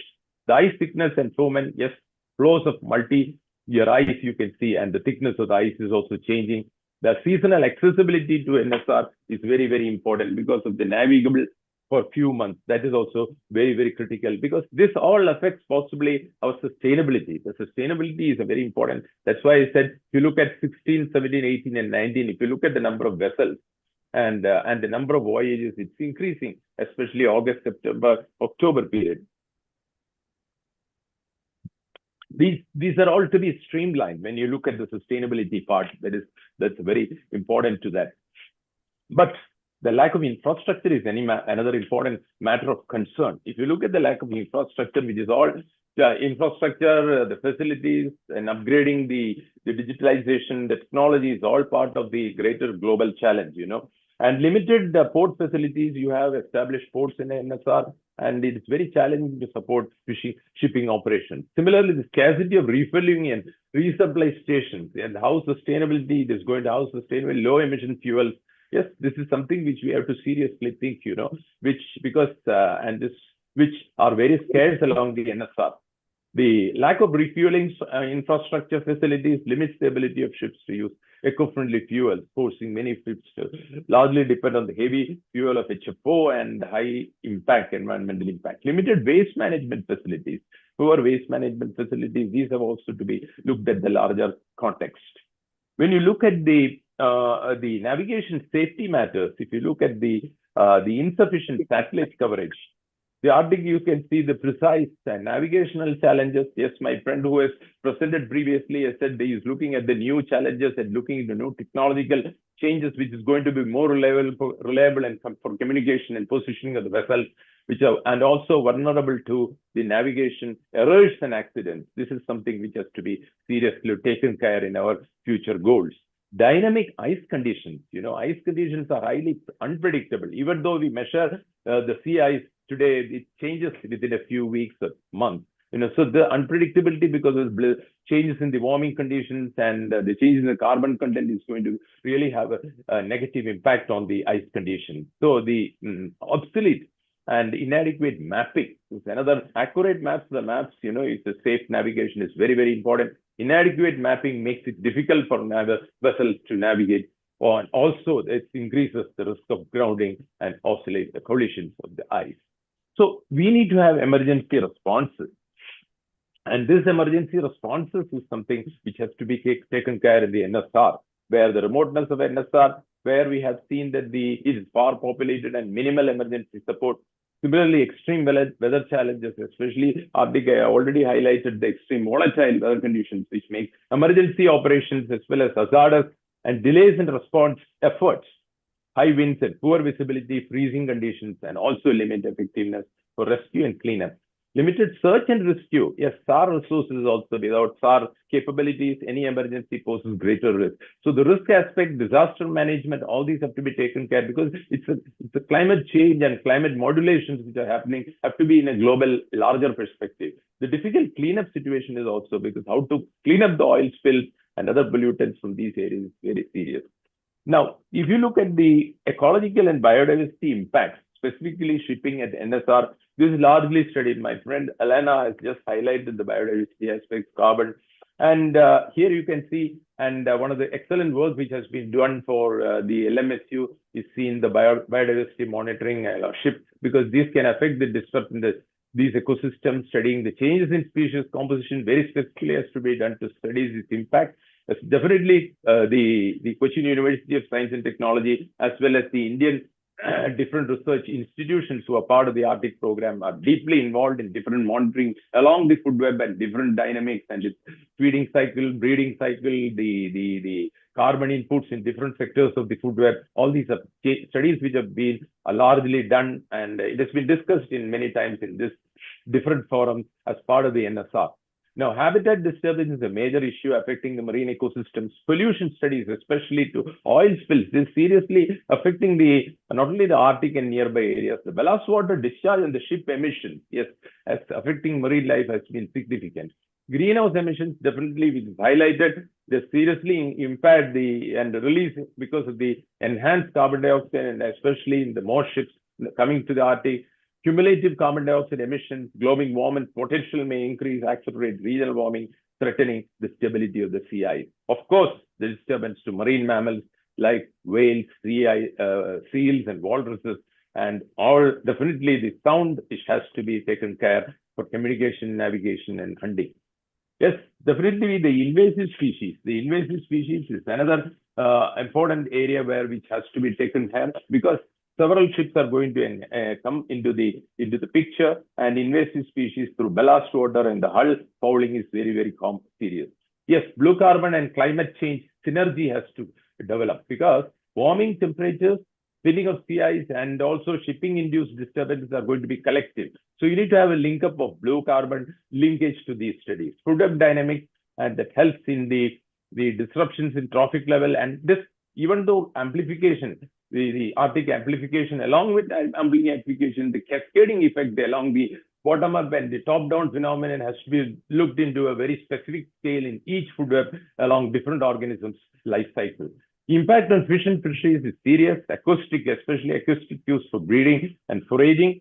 Migratory path disruptions. Yes, this is very, very serious, because it's going to affect the breeding and feeding behavior, because Arctic noise disturbances, these studies are well established in many global oceans. So now here also, once the increasing shipping activities or other navigational activities, definitely is going to affect the seasonal migration and the reproductive cycle. So I would also look at the excellent work that has been being done at the ecological changes and the data gaps in the NSR, because the NSR has been doing excellent work in this area, especially microbes, plankton. I have been gone through the excellent impacts on benthic communities, carbon storage, and filling up those gaps. Filling up those knowledge gaps is critical, because we need to look at understanding the mitigating the NSR environmental footprint. So we need to look at case studies for recent voyages, and also analyzing long-term data sets and trends to get valuable insights, because this is going to have a definite knowledge for a global climate impact, because you need to have long-term data sets, and this will solve our challenges and success to the changes in the NSR. Comparing the historical biodiversity and environmental assessments at an international and regional Arctic agencies, we have seen the global Arctic data. There are several agencies which are looking into this, and we can look at the current findings and can reveal critical trends and guiding sustainable development for conservation efforts of the NSR. So for the sustainable solutions to the pollution, that is also very important. Sustainable solutions to pollution mitigation, reduction, minimizing the environmental impact of NSR is also very, very important, because you need to have a pathway for transition to cleaner fuels. Liquefied natural gas should be there, especially as per IMO's MARPOL and declaration, hydrogen and ammonia, as far as the fuel is concerned. Operational streamlining has to come, especially slow steaming, optimized navigation, waste management also should be in place. Enhanced monitoring and response have to be in place. Arctic Council initiatives, that's tremendous. That has to go hand in hand with the efforts of the various national and international and regional players who are involved in the NSR development and its reality.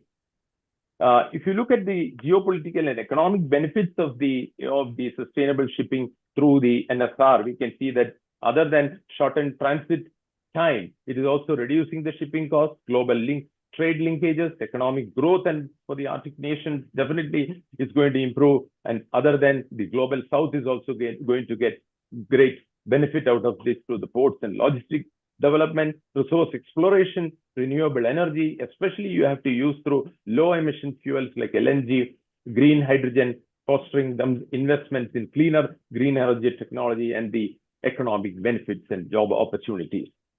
And if you look at the larger context, I'm coming to the last part of my talk, just in a couple of one. If you look at the sustainable shipping and the climate change issues, we look at that. If you look at the sustainable NSR, shipping is significantly benefit climate change issues by addressing key environmental concerns and promoting low impact economic activities. Reduction in carbon emissions, I've highlighted, it's going to reduce from the voyages, it's going to reduce about 30 to 40%. Definitely, these studies have shown that it can reduce low emission footprint trade. This is also going to be greatly benefited. All the data we suggest also suggest from that.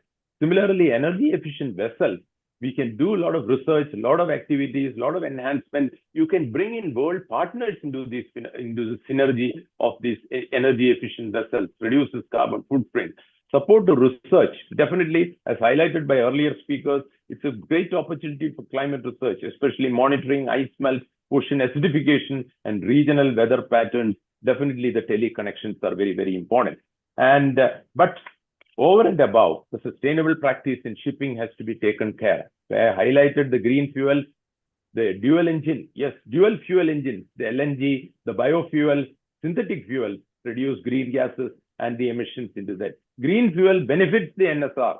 We have to think about possibilities. What is the future for NSR with green fuel? What way we will be able to compliance to the Polar Code? Because IMO Polar Code also stipulates that geopolitical significance. We know that we are losing our biodiversity. Many of our seals, our polar bears, many of the extinctions of organisms are happening. So we need to look at the environmental significance, the environmental balance, and look at the geopolitical significance, fostering international collaboration. And also operational practices have to be regulated.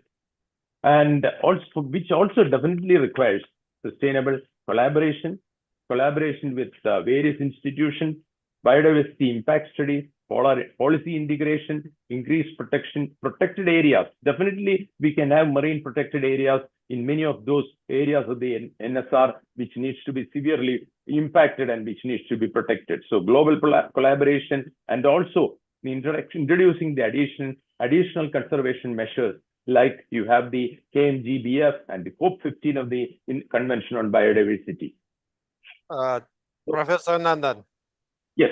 My apologies, but the next session is coming, and they're asking us to. Yeah, this is the final. So Closing. This is the last. Yeah, I'm finishing. So the COP29 and the global change. So we need to have the larger context of decarbonization in the global shipping routes, and the NSR is critical and reflects the broader time of maritime goals. So shipping decarbonization route, just transition to Arctic communities, and also international funding and partnerships, research and innovation are very, very important.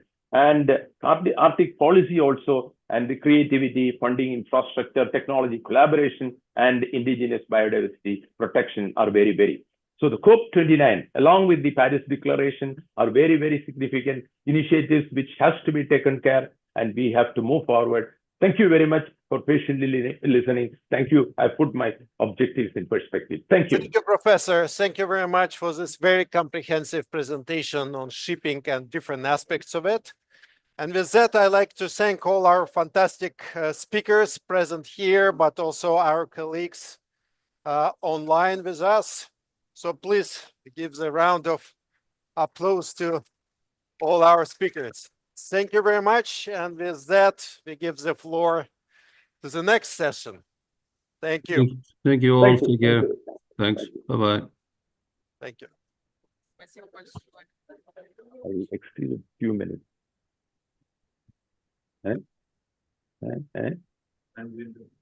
Unmuted though. 5 minutes വന്നപ്പോഴത്തേക്ക് they just told you expanded. Anyway, it's okay. അത് എനിക്ക് എല്ലായിടും പറ്റുന്ന ഏതാ ഒരു കാരണം നമ്മൾ Indian ഇതുപോലല്ല internationally they will stop.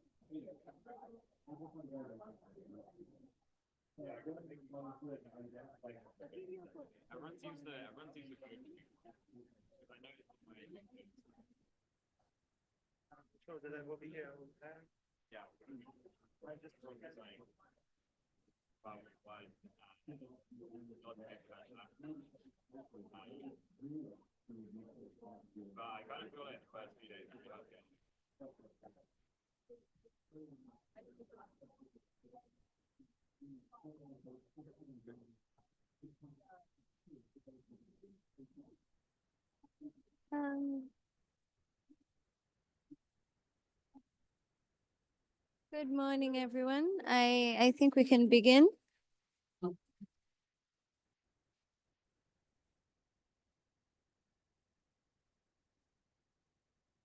Good morning, everyone. It's a pleasure to have you all here.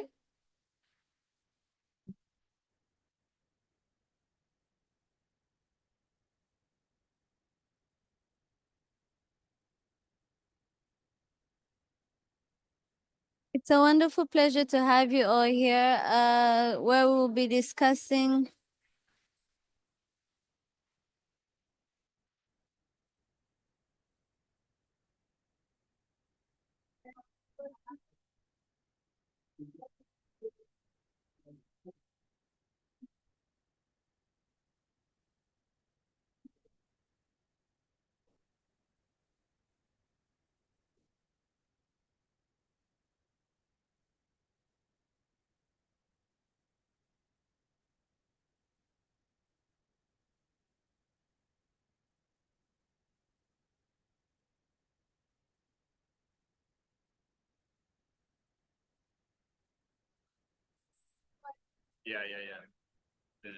He said he's at G7.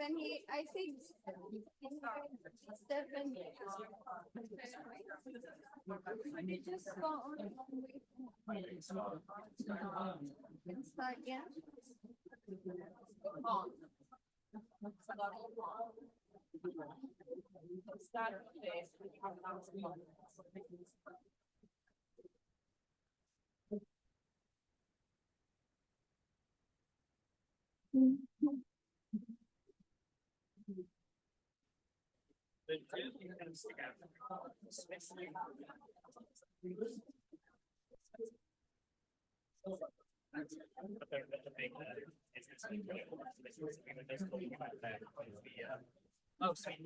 So good morning, everyone. We're going to start our session that's titled Climate Resilience and Energy Solutions, Bridging Arctic and African Perspectives. I hope everyone is doing fine this morning. It's not so cold, I hope. So I'm going to give 1 minute to each of our speakers to introduce themselves and what they do. I hope it's going to be brief, and then you can elaborate more on your work as we continue with the panel discussions. Hi everyone, my name is Lisa and I'm from Tanzania, and I'm a climate change researcher in loss and damage and disaster risk reduction. Yeah, hi there. My name is George Cairo Jones. I'm a research associate at University of Oxford in the UK, and I research climate finance specifically for renewables and energy in emerging and developing economies. Hi, everyone. I'm Melissa Peck, the Strategy Director for the Global Solar Council, representing the entire value chain of the solar PV industry across the world.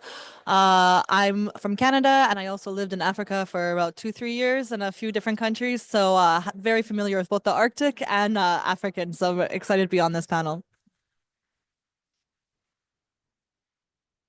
Thank you very much for the wonderful introduction. So my first question goes to Alisa. What do you think are the biggest barriers in scaling solar energy globally?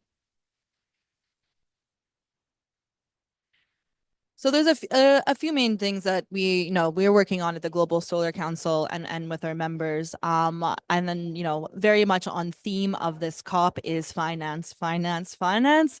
It's all about the money, and not only channeling more money towards solar PV, but making sure that money goes to emerging and developing economies as well. So, just to give you a bit of an idea, about 60% of the best solar resources in the world are in Africa, but there's only 1% of the global installed capacity of solar PV in Africa. And as a continent, Africa has only received about 2% of investment in renewable energy over the past 20 years. And when we look at the wider numbers, so there's a huge issue in terms of equitably distributing this finance, and also lowering the cost of capital to make sure that, okay, so the solar might be the cheapest form of energy in Germany and China and, these big mature markets, but the cost of capital is just much higher in a lot of African countries, and there's a lot more risks involved. So it's about lowering the cost of capital. It's about de-risking the market to allow more finance to come in, both at the utility scale and also at the distributed, solar rooftop scale as well. We often forget about that. We look at these big infrastructure projects, but solar is such a unique technology in terms of it's really for the people. We can, and everyone can put a solar panel on the rooftop, but we need to make it accessible and affordable as well. That's really the key thing. So making sure that we're channeling money towards emerging markets where there is massive solar potential is going to be key to also scale up economies of scale and make solar even more affordable across the world. Another big obstacle right now when we look at the global solar industry is having the right storage and grid infrastructure.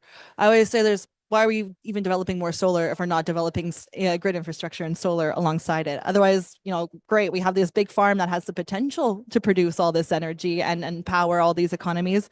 But if it can't get to the consumers when they need it, what's the point? So that's why we're really supporting at COP29 and really calling on countries in negotiations to support our storage and grids pledge. And we're doing that along with other renewable energy technologies, part of the Global Renewables Alliance. And basically, this pledge is calling on all countries, part of the COP processes, to commit to scaling up storage to 1.5 terawatts by 2030, as well as 25 million kilometers of grid infrastructure by 2030. And this is absolutely crucial to make sure that the energy transition is benefiting people across the world. Another kind of major issue and kind of bottleneck is the skills. So right now, there's 7 million people employed in the solar industry. It's a lot. It's the most out of any other renewable energy technology. It's more than the population of Denmark that work in solar. But we're growing really, really fast. Right now, there's 2 terawatts of solar installed in the world. We just reached that milestone. Took us 68 years to get to the first terawatt. Took us 2 years to get to the second terawatt. And by 2030, we're installing at least 1 terawatt every single year. That means we need to have people who are qualified and are knowledgeable in every market across the world to be able to install and meet this demand safely and at the highest quality. So that's another big thing that we're working on in terms of setting up a global standard for skills for solar technicians, and also to make sure that we're being proactive on it. In Africa, it's going to be a massive market going forward, right? And we need to make sure that these communities are benefiting from the solar revolution in terms of job creation. That's solar creates millions and millions of jobs. And we need to make sure that we're being proactive in terms of skilling up local communities so you can install more solar, but also benefit in terms of the economy as well.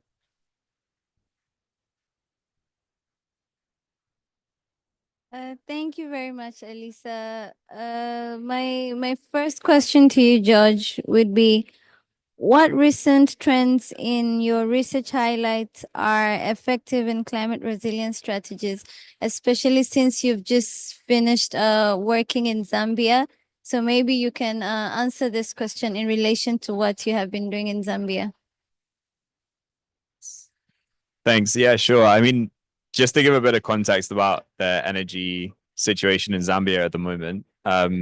So Zambia is currently, as a lot of the rest of Southern Africa, going through a drought, and so the rainy season at the start of this year basically didn't happen. There was almost no rain in Zambia, and because the country is 80% based upon hydroelectric power, there was, basically there's been an inability to generate as much electricity as they would like to, which means there's at the moment 21 hours a day of rolling blackouts. So only 3 hours a day of electricity across the country.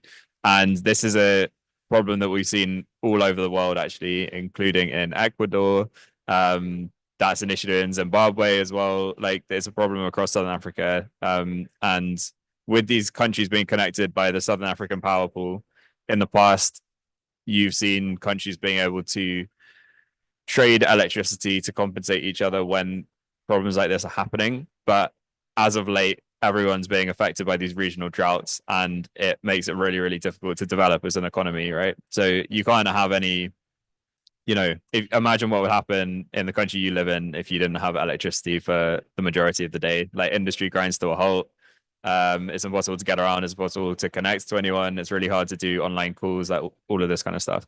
So to respond to that crisis, the Zambian government has been trying to scale up other electricity generation as much as possible. And you would like to think, given that we hear these narratives about solar being the cheapest cost of electricity around the world, you would like to think that that gap would be filled through solar. But whilst that is happening for rich people who are able to purchase solar equipment off grid for their houses and storage alongside it, actually the government has made their first big investment in a coal power plant to fill that gap because it was the quickest way of them accessing finance. And they receive finance from China and India to do that. It's probably the first time in my life that I've thought it's a sensible thing to be building a coal power plant, because you're like, okay, they desperately need electricity. And Zambia's got, much more of a right in many respects to be building a plant like that than any global north country. But obviously it does lock people into old forms of electricity over time, and that's a real issue. So yeah, we've been researching kind of ways around that challenge, and with like a policy focus, we put out this report recently about how the government could create more incentives to make it easier for developers to generate like solar electricity projects. So things like having like a one-stop shop where a developer can go to the government and say, like, we want to set up a solar project here. Here's the kind of financing we're looking for. And the government can kind of play a facilitation role there, because at the moment there's so many different layers of like permits that you're required to set up a project. Like, it's really, really hard to structure the finance needed. And yeah, there's a bunch of banks here from Zambia, which is really exciting, who've come kind of basically saying like, we should be the people receiving climate finance, and we have customers who want like different types of concessional finance to deploy projects. So it's good to see that if you look around in this conference, there's demand for green finance. Like, banks from Africa are coming and saying like, we want your green finance, you just need to actually get it to us. And yeah, that's so many reasons why that's tricky at the moment, but it's very clear like what should be happening, basically. Thank you very much, George, for the wonderful work you've been doing in Zambia. So I will go over to your fellow researcher. Lisa, what do you think are the climate resilience solutions that are applicable globally, but not only globally, that can really be applicable in African countries? Well, thank you very much. First of all, these solutions, as common as they may seem, they can be able to cater to the needs of whatever location in the world. The first one is renewable energy systems. With Africa and the Arctic, based on the fact that Africa is more of a tropical and subtropical climate, while the Arctic is more of the polar climate. So with renewable energy solution or systems, when it comes to Africa, we can utilize the solar energy, due to the fact that there is extreme heat and it's always sunny all year round almost. So we can utilize solar energy to produce other forms of energy. While as well for the Arctic, we can use solar panels to extend daylight hours. Because normally in the Arctic, you have shorter days and longer nights. So we can use solar energy to extend the daylight hours to make it much more longer. And we have also with the wind energy in Africa, we can we can establish wind farm in coastal areas because coastal areas experience very strong winds because it's close to the ocean. So we can harness wind energy for electricity and other uses as well. And for the Arctic, we can use the small scale solar, wind turbines that are adapted to extreme cold conditions just to do the same purpose as it is for Africa. The second one is the energy storage solution for both Africa and the Arctic. So both regions do need energy storage or energy efficiency technologies to address the intermittency of in renewable energy generation.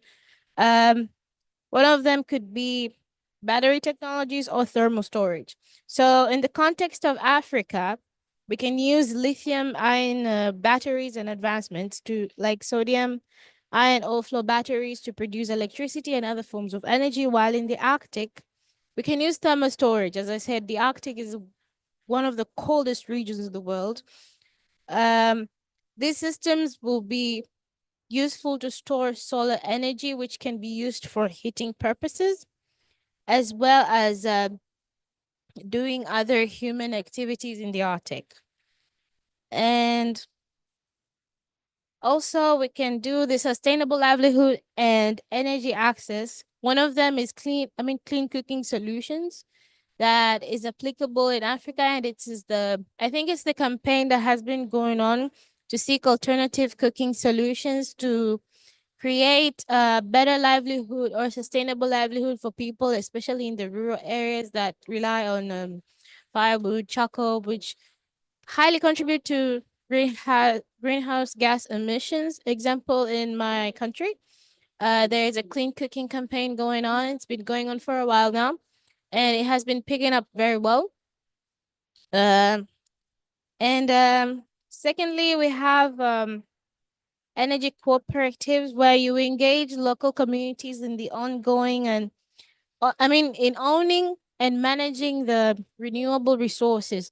Because if you want to have an effective kind of impact or trying to create a solution, you need to include the local people because they're the ones that know the area. They're the ones who know what they need, and they're the ones who know what's best for them. So bestowing ownership and gathering their ideas and making them feel valuable, included, will really create a room for solution in creating climate resilience in both regions. No, the Arctic and Africa as well. Thank you. Thank you, Lisa.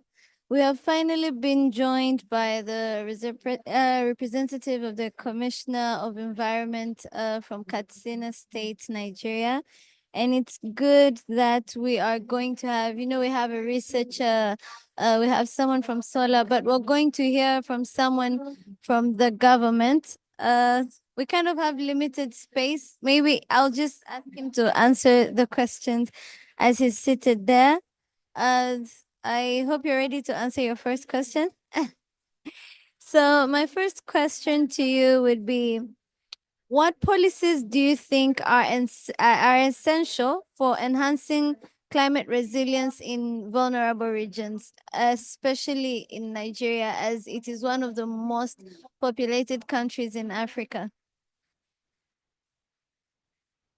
Okay, thank you so much. My name is Dr. Yusuf Gide, the Director, Department of Climate Change, Minister of Environment, Katsina State. I'm sorry for coming a bit late because the invitation sent to us does not have venue and time. It was later that after he called me, And I started looking for the place, not knowing that it is at the back of the Nigerian Pavilion. And I was at the Nigerian Pavilion, so I went inside. That was what took much of my time. There was no venue, no time. So thank God that I'm here. Actually, Nigeria becomes one of the most vulnerable countries when it comes to the negative impact of climate change. And of course, as a government, I know that we have been trying as much as we can, but the level of the impact is beyond what the government can handle conveniently. And from my own side, that is the reason why the government decided that we should come here, so we can be able to get partners, so we can, at least that can come and help us solve our problems. We have a lot of policies actually, especially in my state also. We are now drafting the climate change policy, but at the federal level, already part of the policy was the establishment of a National Council on Climate Change. That is in addition to the Department of Climate Change, saddled with the responsibilities of this climate action. And of course, it was mandated that each and every state must have a department of climate change. And that was the reason why my department was established just last year, October last year. And of course, with that, we are now making a serious difference. So I actually, you see, when it comes to policy, there are some areas that are very critical in drafting the policy, especially this having the understanding of this, or let me say, having the vulnerability assessment. Africa is just an area where data is seriously lacking. So now, based on what we are doing now, based on the policy now we're adopting, is that we are now going into the vulnerability assessment so that we can be able to have to assess the level of the vulnerability first. Then also at the same time, we are trying to, because time is against us, trying to at the same time look at the adaptation and mitigation plans, because the kind of adaptation and mitigation plans being used in some areas may not work in some other areas. Let me give an example in my own area. You see, we are being scared by the desert encroachment, while in southern part of Nigeria is ocean surge. So Nigeria is a country that has a close boundary with the Sahara Desert. Yes, from the northern part, and in the southern part, it shares border with the sea, the Atlantic Ocean. So for that, you will find that the vegetation also as well is divided into the mangrove swamps and freshwater swamps, tropical rainforest, then tropical savanna. We have Guinea savanna, Sudan savanna, and Sahel savanna. So the climate of Nigeria is tropical, wet, and dry. So therefore, there are times when we experience rain. There are times that when we don't experience rain. And you see, the most important thing is that the majority of our people rely on firewood for them to eat. And Nigeria has a population of almost 250 million people. So which means that if such 250 million people will be relying on firewood, definitely the firewood will one day finish. For example, in my own state, from based on research which was carried out by the ministry, based from the independence 1960 to date, about 80% of the Katsina state vegetation is gone. And Katsina is the fourth most populous state. So part of the policy is that let us just find a way of ensuring that people stop cutting down these trees, but to some extent, we don't so much impose the laws. Why? Because we make the law so light that people will have to eat, because people have to cut the trees for them to cook and eat. So one of the reasons why we are here, and part of the policies, not only at the state, but even at the federal level, is just to see how we can be able to introduce solar cookers. Now there are a lot of solar cookers. They are being produced in the developed nations. Of course, Nigeria is not so developed to that level, but with the collaboration that we come here for, definitely we can be able to see how we can get that one. And also, the federal government has given out 3 billion naira to every state of the federation The idea is just to see how they can be able to mitigate the negative impact of the climate change in terms of flood, in terms of the soil degradation, and so on. You see, and now in like my state, part of that money is being used now to raise 3 million trees, which are 3 million seedlings. Yes, which will be transplanted around June. Because according to our policy, northern part of Nigeria, we don't transplant our seedlings around this time. Why? Because the area does not experience rain till around that kind June, July. So normally we plant them around June, July, but now we begin to raise them so that by that time we can be able to transplant them. With the rain coming, definitely they can be able to grow, because once they pass the gestation period, they can continue to grow on their own without necessarily watering them. So apart from that, also part of the policy is continuous collaboration. So in order also to satisfy the bilateral transparency report mandated for us to submit to the federal governments for onward submission to the national United Nations Framework Convention on Climate Change. So we are mandated to be writing a report on all our climate change actions.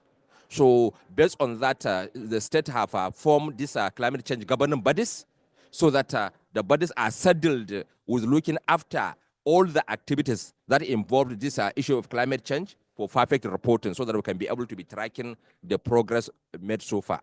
Thank you so much. Thank you very much, sir. I would directly go to Elisa. How can solar energy be leveraged to address energy challenges in both the Arctic and the African context? Thank you for that. And I think, you know, when I was first invited to this panel, I was giving it a thought. I'm like, Arctic and Africa, how do I connect these two different regions? But actually, there's some very similar issues, and solar energy can play a big role in it. You know, when you think of African countries, you think of sun, you think, okay, obviously solar works there. But in the Arctic as well, you know, some people forget that half the year there's 24 hours of sunlight. Sorry, it is. Sorry about that. So like, you know, half the year there's 24 hours of sunlight in the Arctic, and because of the snow, there's actually this reflection intensification effect as well. So you're actually optimizing the use of solar energy. So in both cases, solar energy not only works, but is actually going to have pretty high capacity factors most of the year. But no, one of the overlapping issues that I see between both of these regions is actually how to bring energy to rural communities and vulnerable communities that need it the most. And that's where solar energy can play a massive role. You know, when you think of, while there might be a wind technical resource there, it's a lot more CapEx heavy and a lot more logistically difficult to develop. And these are massive infrastructure projects with wind. And you need the grids to be able to install that. And that might not be the case in a lot of rural communities, either in Africa or in the Arctic. So with solar energy, you can, it's more flexible, it's more scalable, and you can install what you need immediately for energy consumption directly to the people. And there's a few different ways that you can do this. I mean, I think the most common way is through, you know, off-grid or mini-grid solar installations, where the grid might not exist, or there might not be financing to, you know, connect these rural communities to the main grid or urban centers where there is that infrastructure. So I mean, I always say mini grids and off-grid solar is a good solution for now to bring energy to people now, but it's a temporary solution. At the end of the day, we want to make sure that we're having that really resilient and robust grid infrastructure, because as we move more and more to a renewable energy system, we're going to need that grid infrastructure to be able to balance when, you know, if you have a wind plant over here, you have a solar plant over here working, we need that resilient grid infrastructure to bring energy when there's demand for it. But for a solution now, mini grids and off-grid solar is a big solution that we can employ. And And it's really important also, it's not only going to bring power to people, but it's bringing power to businesses. It's bringing power to economic opportunities. When people don't have power, you can't study at night, you can't run your business properly. So when we're bringing solar energy to these communities, we're not only just powering people's houses, we're powering the economy, we're powering businesses. I think that's really, really critical. And we're also creating, as I mentioned, jobs. And we have to make sure, and you mentioned this, Lisa, working with local communities. So often we see renewable energy projects get derailed because there's a lack of community engagement. So being able to engage with these communities to help better understand what the benefits are for them, and making sure we're developing these projects with that community in mind, especially when there's in vulnerable or rural communities. That's something that we really need to be doing, and working with the local stakeholders to make sure that people are supporting these projects and they're successful, and that way they can scale and grow even further. But then again, it all comes down to finance. And you mentioned this, there's some issues in the case in Zambia. That's an interesting one. I want to hear more about that after. But having access to finance is really, really critical. And I think in the first stage, it's, you can do demonstration projects, you can use grants, you can use concessional finance, as you mentioned. But at the end of the day, we want to move away from that. We want it to be a sustainable business on its own and be able to bring FDI and other sorts of economic opportunities and investments into that country. And we've seen it done before, but what's really critical in order to be able to do that is setting in place the right regulatory frameworks and policies that are long-term, that are clear and that are stable.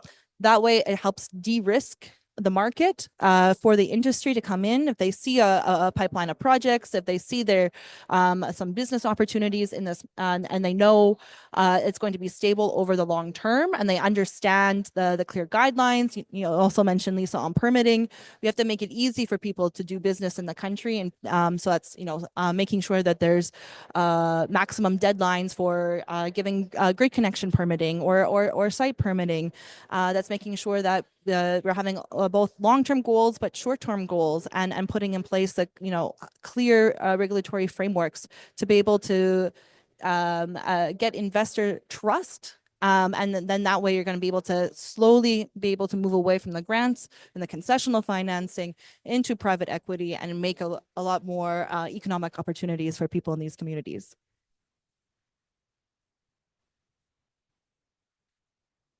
George, how can data from Arctic and African regions guide innovative energy solutions? Thanks. That's a good question. I mean, as the director mentioned, data is like where data is missing, it makes it very difficult to inform either your planning, but also it makes investment much more expensive if you don't have data. So like an investor might not be interested in a project, so they don't have every kind of category of information they need to sign it off, for example. Again, I can give an example from Zambia. So Zambia has a fund, like a public fund called the Constituency Development Fund. I think there might be something similar in Nigeria. I'm not sure, but there's a few examples of these constituency development funds across Africa. And they basically are like decentralized ways of the government giving money to local government, basically for funding projects. In the case of Zambia, a lot of those are like adaptation related projects to respond to climate change. And there's in Zambia, it's $200 million fund. And there are thousands and thousands of community development projects happening across the country that are responding to climate change, that are selected by community members and that are making real change in communities. But the problem is they don't have a very good monitoring and evaluation system for demonstrating what impacts are being generated by that fund, by that money, and what the benefits of it are, which makes it quite difficult to then make a case to say like a grant-based investor or an impact investor to say you should try and scale this up because there's lots of really good benefits being generated. So that's the link between data and impact on the ground. And there's lots of work going on about how you can improve data gaps. We put out a report on that as well. that I'd be happy to share with anyone who's interested. But yeah, data is like a massive missing part of the puzzle that's not talked about enough, I don't think. I'm going to head over to you, sir. How can the government, especially your state, foster cross-regional collaboration on sustainability? Actually, part of it is that we are here and we are seated with you. This is part of it. And of course, not only here, as I said, you see, time to time, the subnational meet with the national body, because anybody coming to Nigeria will have to first of all go to the federal level. And with the federal level, then the states will be involved. And you see, I know for many years, we have been attending COPs, but the concern becomes more now that the department is established. And as I said, the department is new and all the states are being mandated to establish the department. Yes, just like in some years back, there was no even a ministry of environment in some states, but they were just a unit, or let me say departments in some ministries. But gradually, because of these environmental issues that are of serious concern to the entire world, now in all the states, we have the ministries of environment. And of course, in the ministries now, we are having the Department of Climate Change, of course. You see, even to sit down and discuss issue means a lot. Because by the time you sit down and discuss, you share ideas, somebody may have a different experience, you understand, may share it with you. And also, we tend to look at the way out collectively. Now I'm here. My friend is the director of climate change from IBIA. So it's just like, so the kind of connection or collaboration he has with some other international organizations, he's going to share it with me. You understand? So we are working as a team because Nigeria is one, and this problem is affecting all of us. The only thing, as I said, because of the differences we have in terms of climate, you understand? So, which also determines the soil condition as well. So you'll find that there are some little differences between the kind of problems that exist in, for example, Abia, and the kind of environmental issues that may exist in Nigeria, in Katsina. But when you look at the level of vulnerability to the people, it's almost the same. You see, it's just one country. We are being bounded by the same policies and the same of economic viability or hardship, whichever, you understand. So you see, when we come to enact policies, we do the policies in such a way that every part of the country will be favored. And for that, now I'm telling you that in some states now, there are foreign investors now that are trying to establish this solar energy plants. Of course, these mini grids and also the large ones as well. And of course, apart from that, as I said, we are out now looking for how we can get, for example, solar cookers. You know, Nigeria is one of the tropical countries, so we have abundant sunlight. You know, so so the best way to go is just that. Of course, we need the wind energy as well. You see, which is a bit easier also to us, but we feel like the solar will be the best. Why? Because you see, installing this solar equipment, this wind farm sometimes needed to be done outside. But for example, in your own house, you can put your solar panels and generate your own light independently. So that's what we are now after. And you see, actually, collaboration means a lot to us. Why? Because we are not as developed as some of the countries of the world. Most of the equipment are being produced by some other countries. So if we don't collaborate with them, how can we achieve it? There's no way we can achieve it. And that is the reason why he produced his own papers from his own state. We produce ours so that we can be able to reach out. You can see some of them here. Yes, so they can be able to reach out. And also, we have been attending several international conferences, even apart from this one. Yes, and Even yesterday, we have been invited for another one in Qatar. You understand? So that is how we do it, so that we can be able also to look at what the world has done differently from ours, so that we can see how we can be able to key into that for us to solve our problems. Thank you so much. Thank you very much to the panelists for that wonderful presentation. I would like to head over to the members of the floor if there's anyone with a question, a comment, remarks, anyone that's okay. Okay, thank you very much, moderator. The level of my remark will just be that, just to add to what my friend has said, in saying that in partnership with Nigeria, of course, you know, is the most populous nation in Africa, and it's a member of the African Union, and there are partnerships going on. You know, even at COP here, there are ministerial level meetings going on, where, you know, interactions on clean cooking, interactions on renewables are going on at that high level, even at the presidency level. So Nigeria collaborates with a lot of other countries of the world.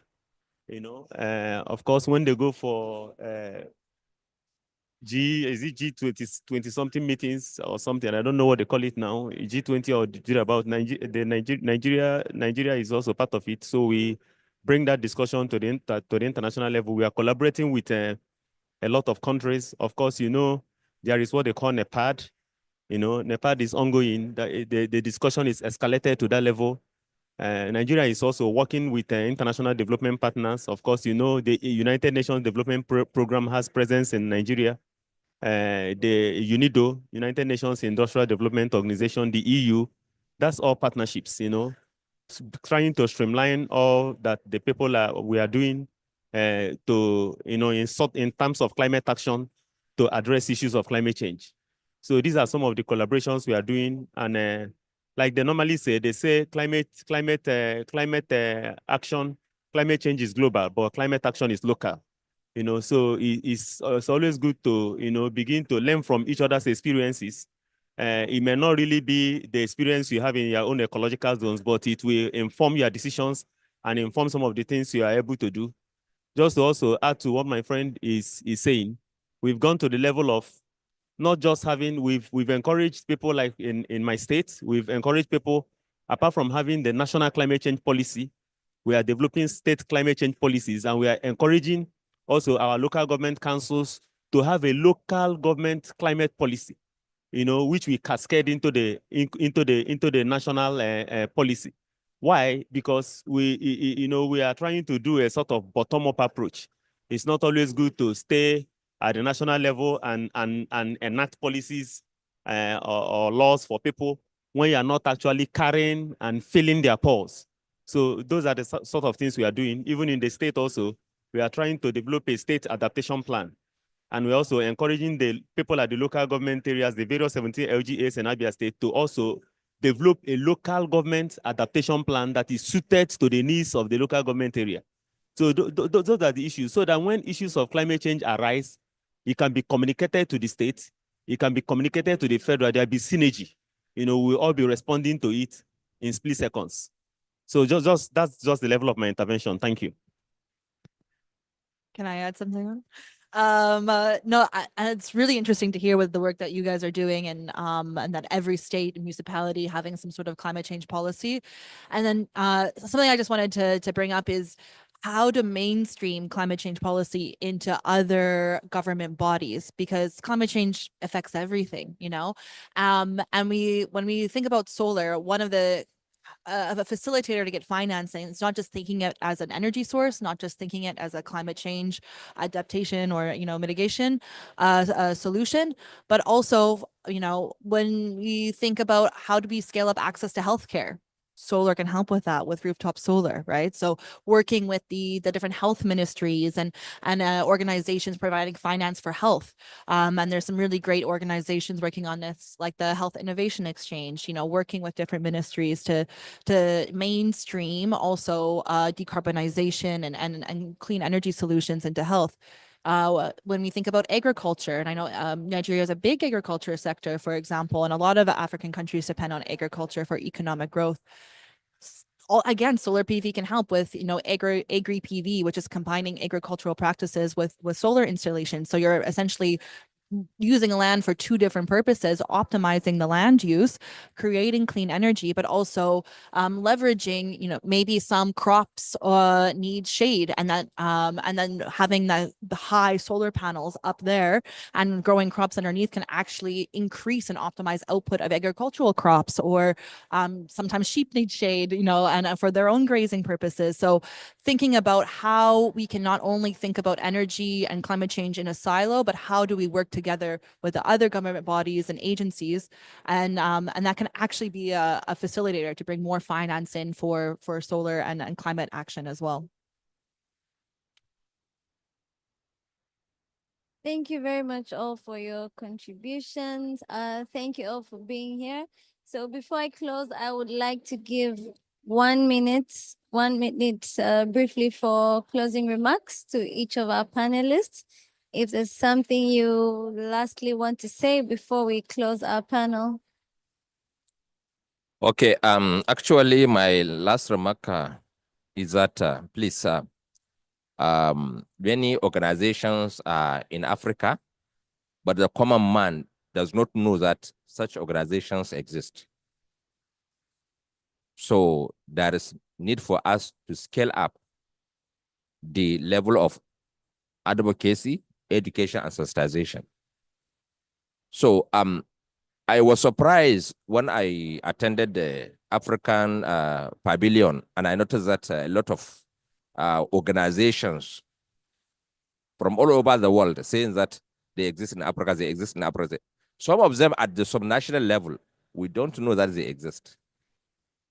And sorry to say, I'm not saying that at the national level, we don't have a system of communication. We have, but it's more like possibly the right people are not there. So please, I want to call on the international organizations to please try as much as they can that once they reach our countries, try and engage the people that have the capacity, people who have the passion. You understand? Yes, people that have the level of commitments, the real stakeholders, so that at least the impact will be more. But not just to get anybody from because it's in Nigeria and so on. There are many people in this country that have no much business about this issue of climate change, don't have much interest in it. So if you now engage them, at the end of the day, you won't get the needed impact. So that's the only thing I want to say now. Thank you so much. So with all that has been discussed, well, I believe that whatever the solution we might have can be applicable to any region in the world, as long as we kindly understand the characteristics of the people we're working with. Because some sort of technology can be in Europe, yeah, but to apply it in Africa, you need to customize it a bit to suit the needs of people in Africa. So my call to this, even if there's going to be a technology transfer or there's going to be an adoption of a solution, it should be able to cater to the needs of a specific locality. We can say, yeah, we can do solar installation and stuff, but to what scale and to what efficiency do we need to install such technology? Because the amount needed or the effort needed to install it in Europe is different from Africa, is different from South America or any other place around the world. So we need to take that into account, and that's why research is important to get the figures and to actually try to employ the right solution in the right way. Thank you. Thanks. Yeah, I mean, I just want to add my thoughts to what's been said already about the importance of local government and localization, in the sense of I've always thought that processes like the COP are slightly ironic and that we talk about things at such a global level and such a country level when actually the rubber hits the road through the implementing agencies like local government. despite local governments or state governments not having any seat at the table officially within these talks. There's not enough organizations that support like funding, capacity building or education at state level in like federalized countries like Nigeria or at, you know, local city level. I think like you see eClay people around and C40, but they're not big organizations compared to UN agencies. So I think there needs to be much more funding to target interventions at that local government level. That's definitely something that I've seen in Zambia, where they sit at this like crucial role between government policy and like implementing things on the ground. Yeah, I think they're the heroes in this story, but they don't get enough help for sure. Continuing on the theme of collaboration, I think also public-private partnerships and collaboration is absolutely essential. The issues that you might be facing in Nigeria or Tanzania or Zambia, for example, some other local community or country has probably gone through that exact same or is facing that issue now.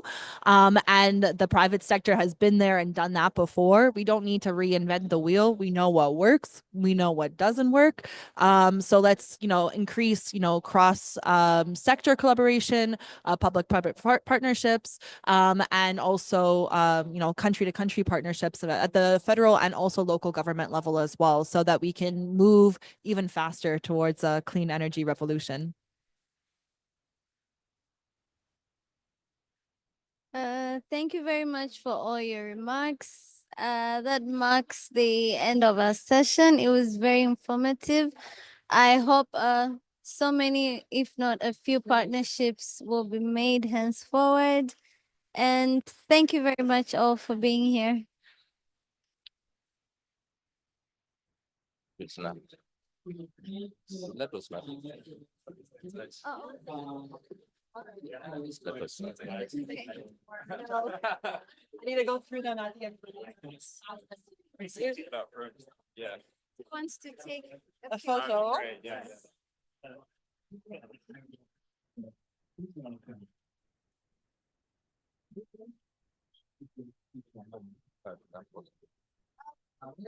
Nice. I'm afraid I only have 0.5 left, but thank you very much.